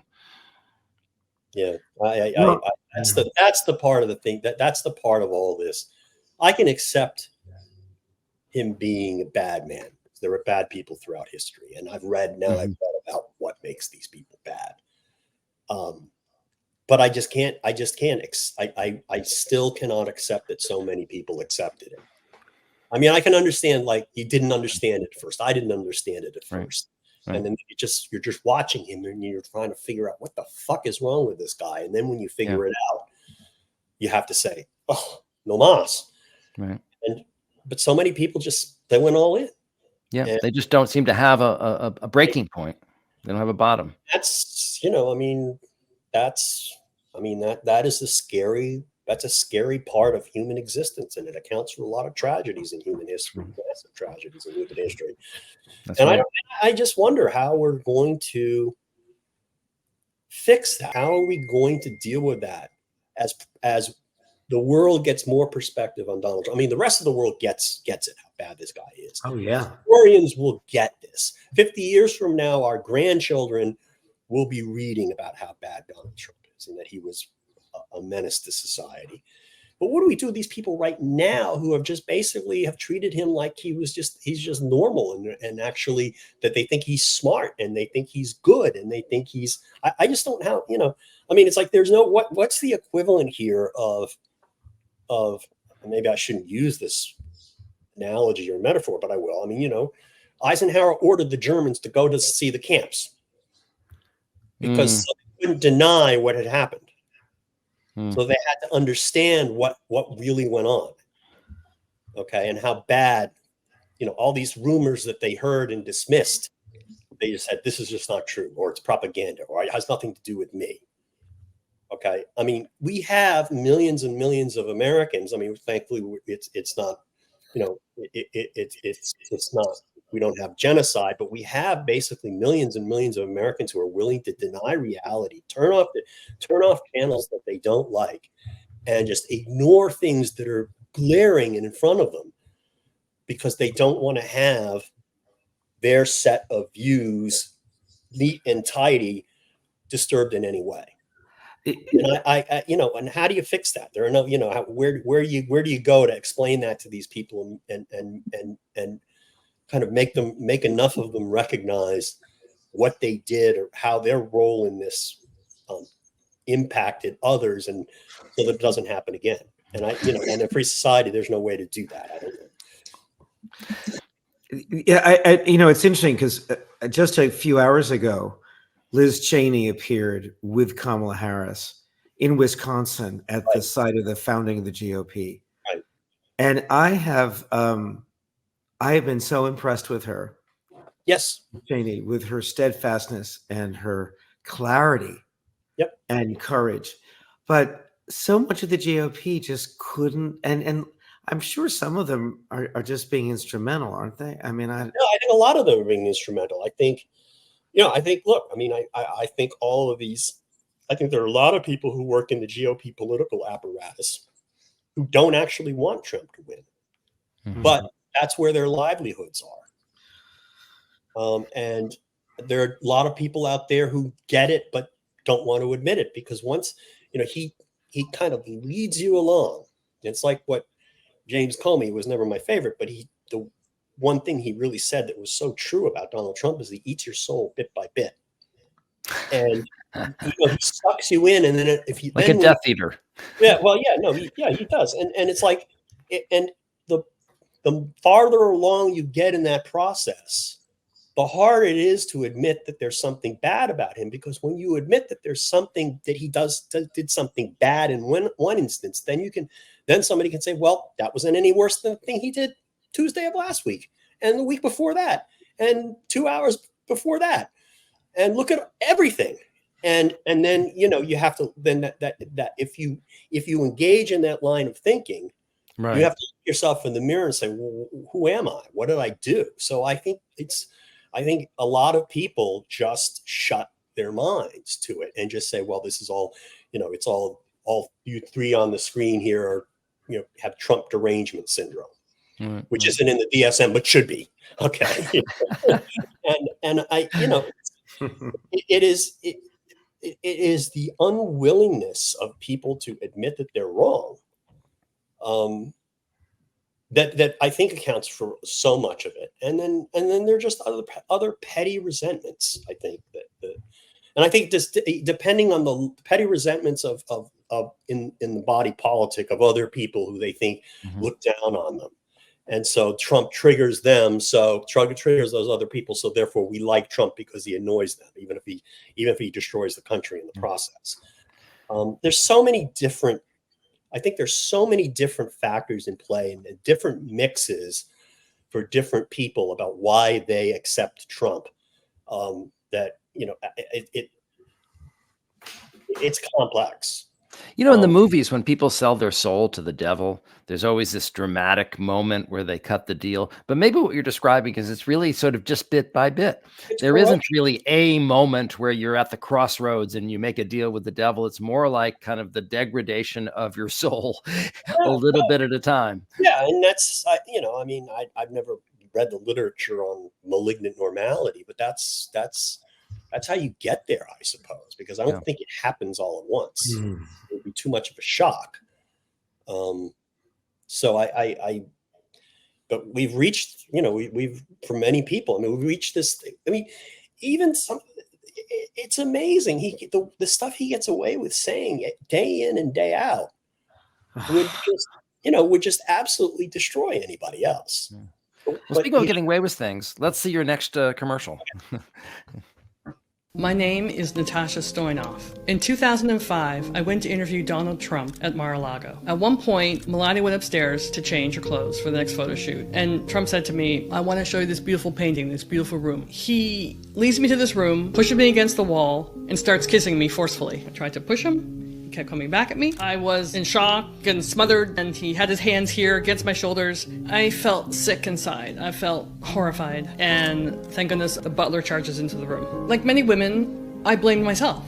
So Trump turned to me and said, we're going to have an affair, don't you? And Melania was approaching. I was horrified. When the Access Hollywood tape came out, and also stories of many other women, including E. Jean Carroll, I realized I was not to blame, that he was just a predator of women. What could have happened if the butler had not come into the room? Donald Trump is an adjudicated sexual assaulter. We cannot elect this man as president.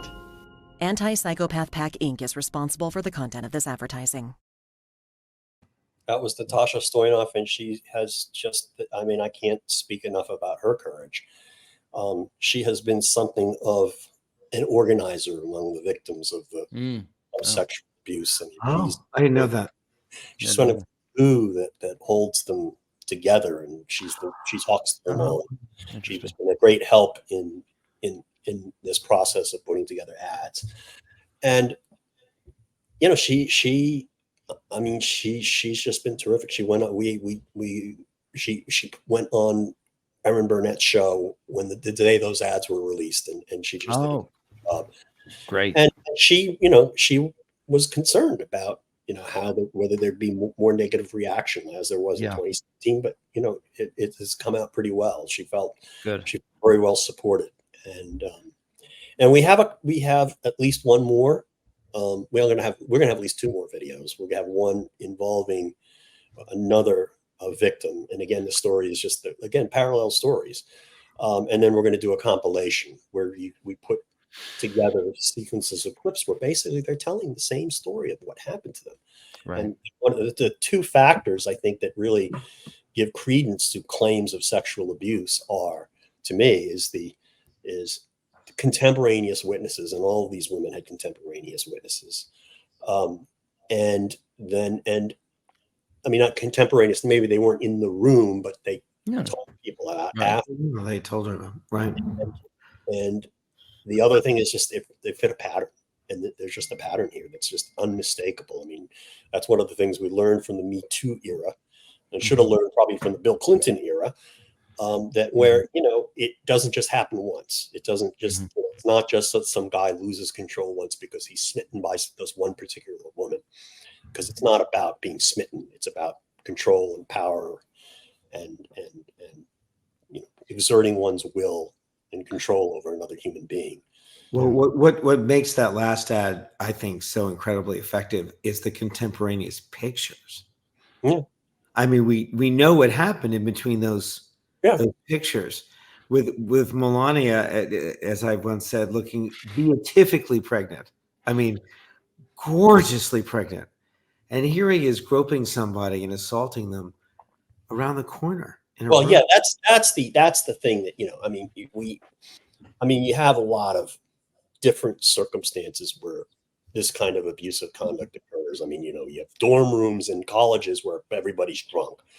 You've got offices, and you've got people late at night at home or something with but this what's striking about this particular guy is he's doing this in public virtually, or in just with right.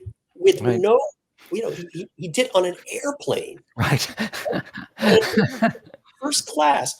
He's doing it in this ballroom in a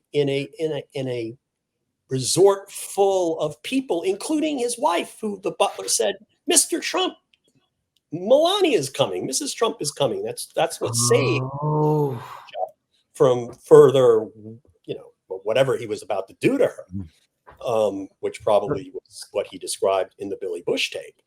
And it's just, and the dressing room at Bergdorf. I was going to mention that. Yeah. All of these, and then there's another one. There's a woman named Corinna Virginia who's was a yoga teacher in central to North Jersey, and he groped her on the street outside the Arthur Ashe Pavilion at the U.S. Open one year. And, George, it's just crazy. George, it's part of the excitement. Yeah. That's why he's doing it. The power trip, the feeling and he's invulnerable, that he can do it anywhere. No, it's yes, but it's also that there's an excitement that someone might see it. That's also part of it. It's a kind of scoptophilic pleasure, right? That someone walked in on him. I think it's just it's like when you're a star, they let you do it. It's an exercise of power and control, and that's the whole psychology behind it. And that's what I mean. And he does that to his underlings too, not in a non-sexual fashion. He can be very, very abusive to people who work for him. And we have people who are abusive to their coworkers, abusive of their subordinates. That's a power play, and that's they get pleasure out of that. And it's sadistic, and that's part of the malignant narcissism. Exactly. But the other thing, I hadn't thought about this before, but in some ways this sort of presages or foreshadows his method, which is to do the crime in public, to do it out loud, to say, I'm entitled to do it. I have a right to do it. These are my documents. Exactly. Right? These are my documents. So, yeah. You just grab them by the file box, George. Right. They let you do it. That's interesting too, because the legal system and prosecutors, that confuses everyone, because normally one of the things you use as evidence against a criminal defendant is consciousness of guilt, right? They lied about it, or they denied it, and they were ashamed about it. They covered it up, and he doesn't always do that. I mean, he does it sometimes in a half-assed way, and then the next day he'll admit it. Right? I mean, it's not that I did it, but if I did, it would have been fine because I'm allowed to do it. Like, okay, if I did it, I would. It's like and some of his screwy denials too are like, remember his denial. I mean, this guy is just such a head case. It's just amazing. But remember there's so many things to talk about with him. But when his denial of what happened with E. Jean Carroll was, she's not my type. Not that I would, it's not, I would never force myself on a woman. It's, she's not my type. It just blows. She would never be the chosen one. In other words, as if it's actually an honor to be raped by Trump. Yeah, well, there we have it. And we still have to deal with this guy. Well, one reason I'm glad that you're doing this with these ads is, we talked about this last week. I had talked about 9 metrics that I think make the election look much more optimistic than the polls, which I think are very flawed. And one of them is the gender gap. That right now, men favor Trump by 12 points and women favor Harris by 21 points. Yeah. Okay. Which means that overall, that means Harris is probably ahead by 9 points. Okay. Which is 21 minus 12. Okay. But when you realize that women vote at a higher rate than men, that stretches that 9 points to maybe 10, maybe 11 points. And then when you realize how much more motivated women are going to be to vote, and that's part of what you're doing with your commercials, right, is to drive up the motivation of women to vote. I think we're going to see this electorate even a higher percentage of women. I am normally. You're correct. I mean, my theory is that as a general matter, the people who want to see Trump removed from public life forever are going to be much more motivated than the people who want to see him elected president. Because even the people who want to see him elected president, or say they want to see him elected president, some of them are just doing it just to be contrarian, I think, and so that they don't admit that they're wrong, is that they're exhausted too. Mm-hmm. These are the people who are leaving the rallies. It's the same old thing. Yeah, right. They're leaving the rallies. They're exhausted. Yeah, it's exhausting. And I think that can't be underestimated. Its effect on the election can't be underestimated. The problem, though, and you're right to be skeptical of polling. And I don't want to say don't believe the polls, because it sounds like a lot of people say I don't believe that poll because they don't like the result. But there's something else going on with polls that people don't understand. It's been going on for a number of years. It's the fact that we don't answer our cell phones, right? We don't ever. I can't think of the last time I've used a landline, and I screen all my cell phone calls. And, it's become much more difficult to get people on the phone. They have to basically call 100 numbers, some large number of phone numbers, before they get a human being to talk to. And there's no way of guaranteeing that if you call 2,000 people, those 2,000 people are going to be representative of the electorate. There's going to be some passion.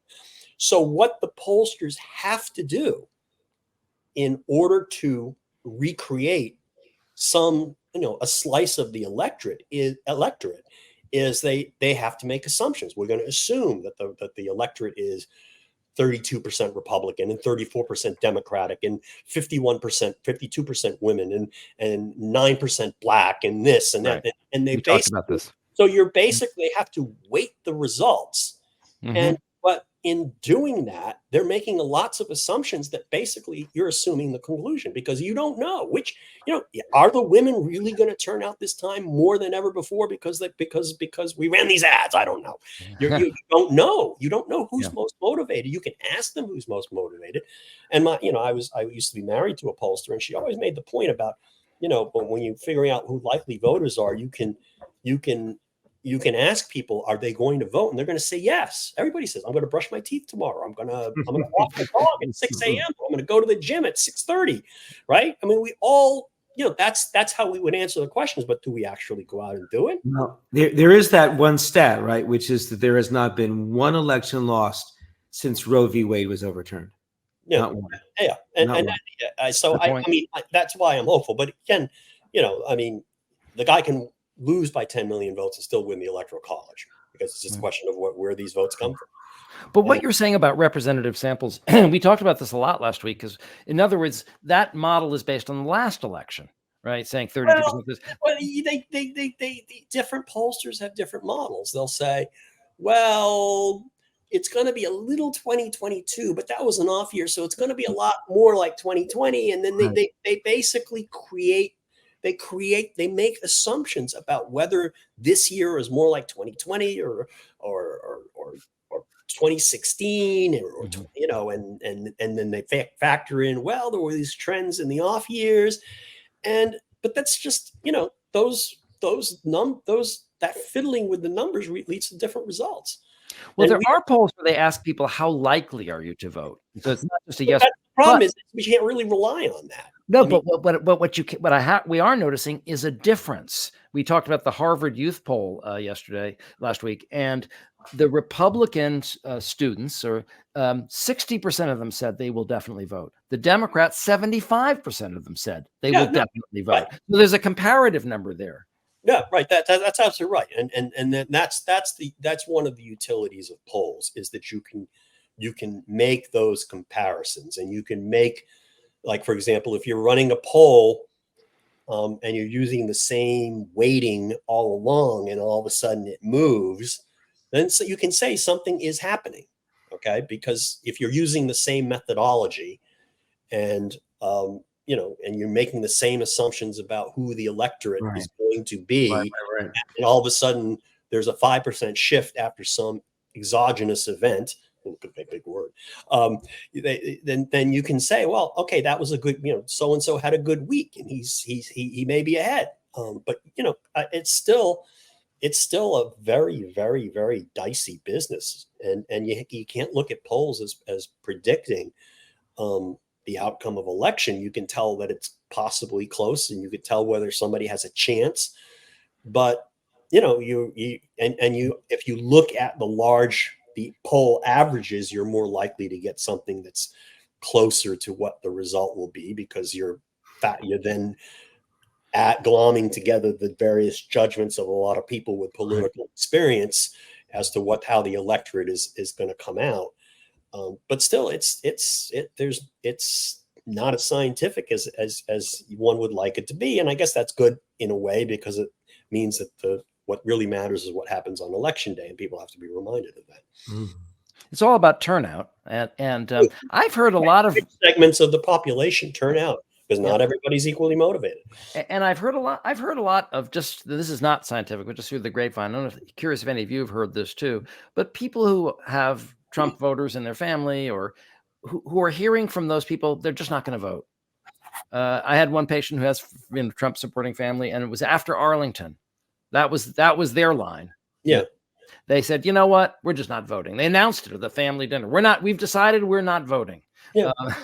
And I think that and one of the things that I mentioned, another metric on our show, yard signs, last week. And half people said, well, you can't really trust the yard signs, because somebody said for the 2016 election, we shouldn't have looked at the polls. We should have counted yard signs. Well, I mean, there's a little truth to that, because you have to be motivated to put up a yard sign. Exactly. And people are saying there are less Trump yard signs in their neighborhood, or less Trump yard signs on this trip they take once a year than they saw 4 years ago or 8 years ago. So that, to me, is sort of, there's a softening, I think, of his enthusiasm. Yeah, it's not fun anymore. Yeah. I mean, people Well put.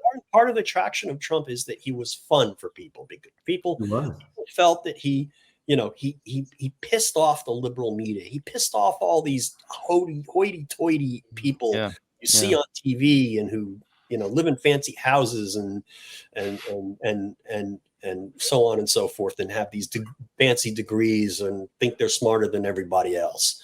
And I get it. I mean, I said in the documentary Unfit that Donald Trump was a practical joke that got out of hand, and it's true. It really is true. It basically that what his great attraction was in 2016 was, he was different. He shook things up. He pissed people off. He pissed all the right people off. If from looking at it, if you're from the right, the problem was that's all there was to him, and it wasn't just an act. It wasn't just something where this guy could turn it off and become normal.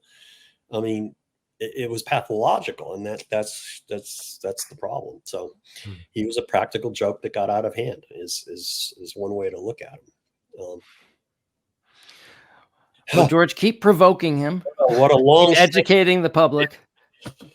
What a long, strange trip it's been. Can I ask one last question, John? Yes, sir. We're wrapping this up. George, assuming that Trump loses, and I'm pretty sure he will, what happens to the GOP?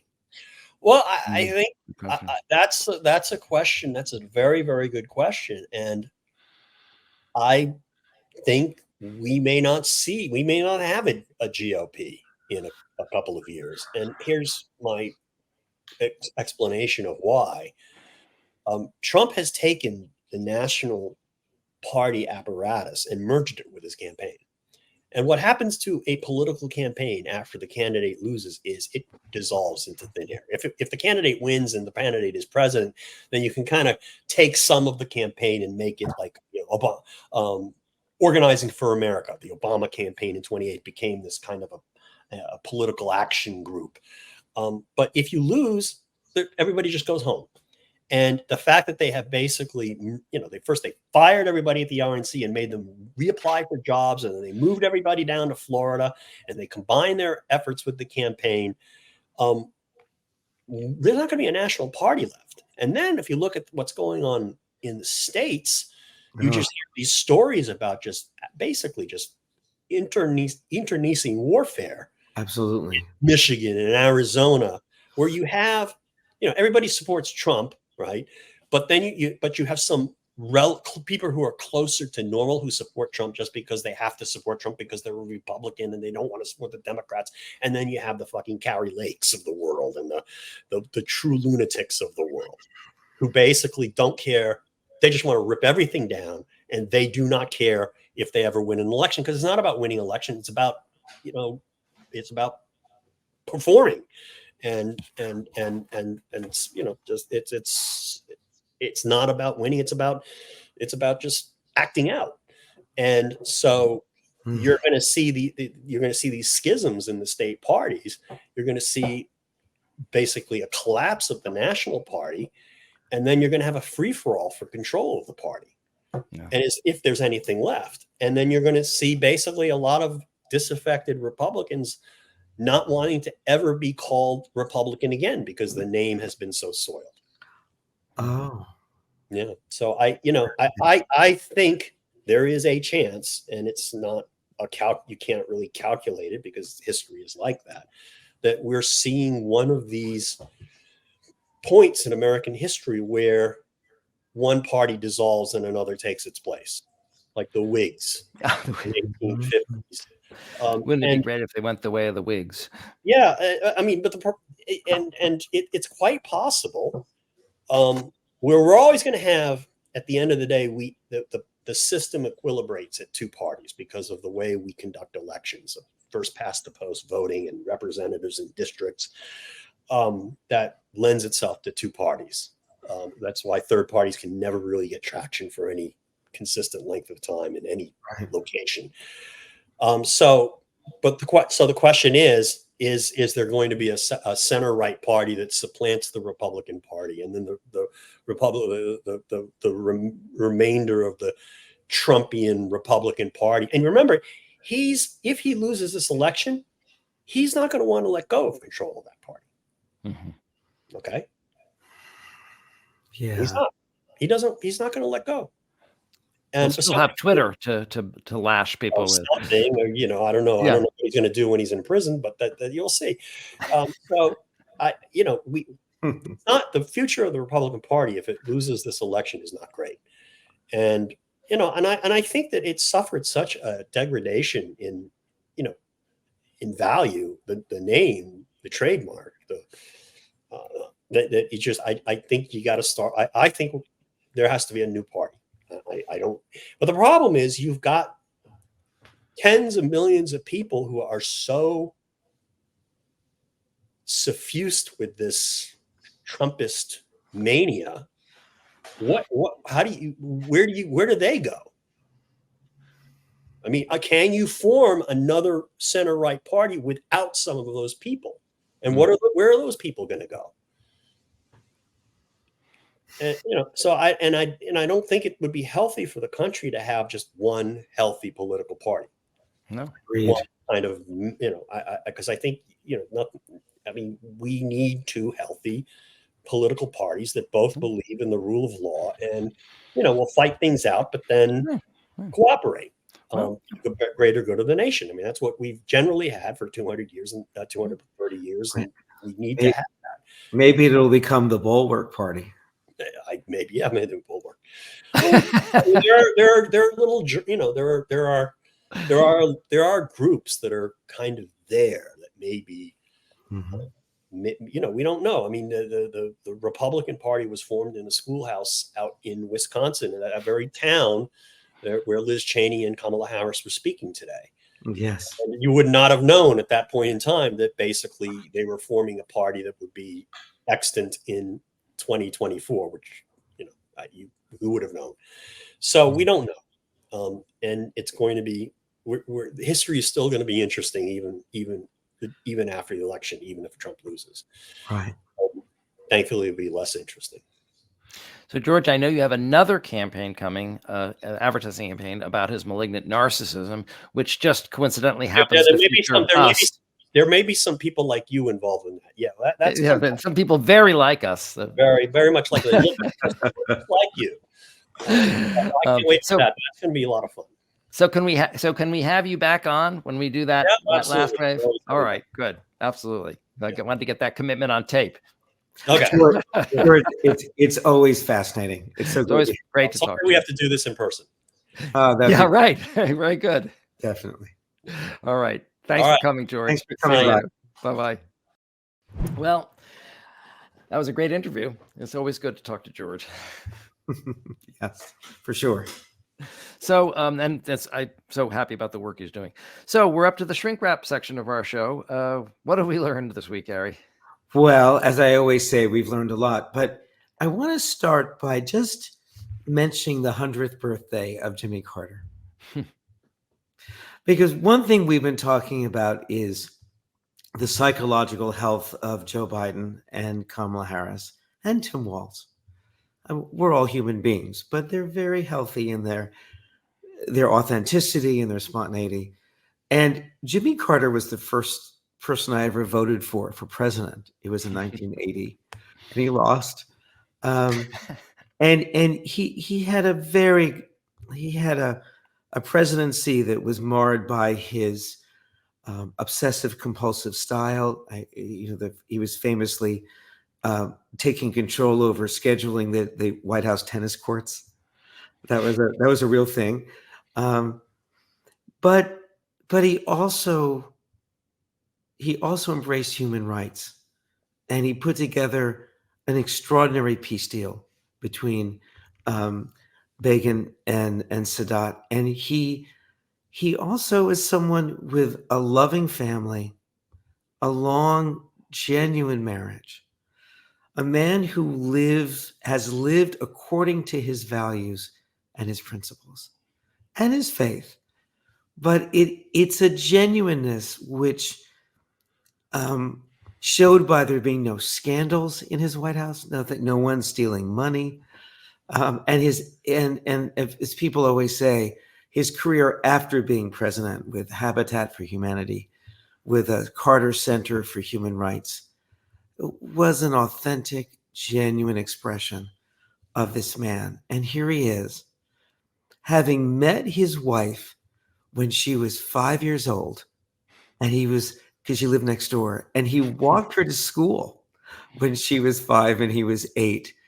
And here he is, having outlived her, and telling people that his greatest hope is to vote one last time and to vote for Kamala Harris. And I just want to wish him happy birthday. And I think we all have to remember what it means to have a leader, however flawed, who knows himself, is true to his word, and acts with good intention. I think that's beautiful, Harry, and I've always liked Jimmy Carter. And I want to point out he's another Democrat who really evidences his Christian faith in a way that is closer to the words of Christ. His whole Habitat for Humanity, right, is this massive, lifelong commitment, right, to housing the poor, to bringing poor people into home ownership. That is Christian charity, in my view, as I understand it. Absolutely. Of course it is. So I just want us to think about him as part of our shrink wrap today, in contrast to this very disturbing decline of an extremely corrupt and deeply troubled and conflicted man that we see in Donald Trump, to be fair. So last week we introduced a new segment of reader comments, and we actually do read, by the way, just so you know, we do read your comments. We don't respond to them, but actually we do read your comments, all of them actually. You get like 2,000 a week. I spend a lot of time reading them. So I also noticed then people correct us when we make mistakes, and I feel we should just acknowledge them. The big one I want to acknowledge is we were talking about the father-daughter relationship between Joe Biden and Kamala Harris, and mentioning that she had kind of lost her father because he's very distant and he had lost a daughter. And so they sort of found each other in that way. And we forgot to mention his living daughter, Ashley Biden. We apologize. That's on me. That's on me. Well, we both missed it. I still believe the dynamic between the two. Exactly. No, I think the dynamic is very, quality. I do too. I think that was a really, really useful and interesting psychological insight. We just misstated the facts. The other fact that I misstated is that the Beatles performed at Shea Stadium on August 15th, 1965. I think I'd said the 70s. You said 74. I think I said 70s. I said 70s, or sometime in the 70s, because I couldn't remember the date. Because, see, Harry, but there's a teaching moment here, okay? Because there's a teaching moment between the difference between normal aging. Okay? I can't remember the date of a concert I attended over 50 years ago. But if Donald Trump were here, because, he never knows what state he's in, we'd have to ask him, but are you in Shea Stadium now? That's the difference. That's the difference. And really, I think we do have to pay tribute to your dad, who is an eccentric, extraordinary person, who had the foresight to get tickets to see the Beatles in Shea Stadium, bringing his very young son along. And I think that's really pretty cool. I just had my 7th birthday. And I was a Beatles fan even then. I remember him telling me, because he knew that I was always listening to the Beatles. He told me, like, I could get these tickets for you to go see the Beatles. He goes, or they were $20 a piece. He said, or I could give you $60. And I remember thinking for a second about it, because $60 is sort of like $6,000, back in the 60s, especially to a 7-year-old. But I only thought about it for a second. And I'm glad that I did go. Another wise decision, John. Thank you. In your life. The other mistake that we made, I guess they pile up actually, but the other mistake that we made is I was incorrect when I was correct that J.D. Vance said that the dog was a rented dog to humanize him. What I didn't realize was he was actually joking. He was joking. So we have to give 2 points. One, take a point away from us because we got that wrong. But also, I got to give a point to Vance because that's real self-deprecating humor. I didn't even think they were capable of that. But I will add that one of the things that sold the rented dog story was the pictures of him with the dog look so awkward. There's something a little cringy. The dog doesn't seem to like him. I wonder if he's Yeah. Dogs evolved or bred to love their owners no matter what. I know, which is really sort of, if you think about it, right, really tells us something. I mean, I think he's a Never Vance dog. I think he never liked him. Well, one of another comment that I really loved that made me laugh for a couple of days was, they're renting the dogs, they're renting the cats. Yeah, that was very funny. So, that was great. I got a chuckle out of that one too. So, we started talking about the debate with the vice presidential debate, but Kamala has challenged him to a second debate, and he has chickened out because after being so grossly humiliated, even if they goad him, he's not going to go there again. But the Democrats, and we talked about this last week, have then tried to goad him back into debating by calling him a chicken.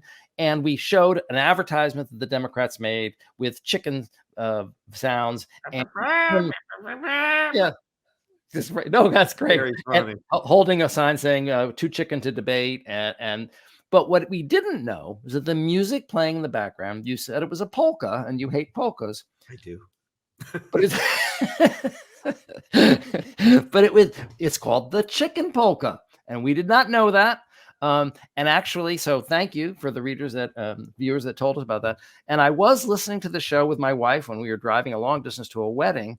And when that part came on, she started doing a weird dance. And I said, "What are you doing?" She goes, "Well, that's the chicken dance. Everybody knows about the chicken dance."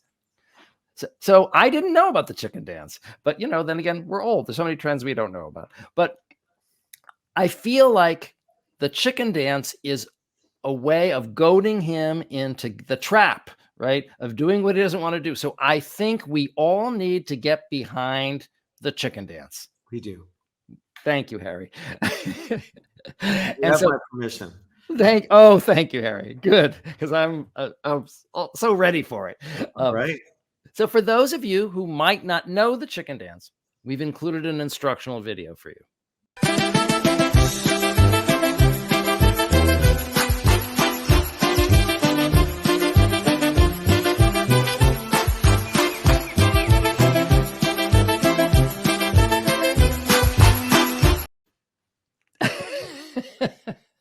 Are we ready? Did we learn the moves?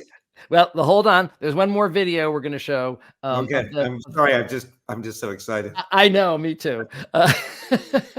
One more video of Trump and the chicken dance.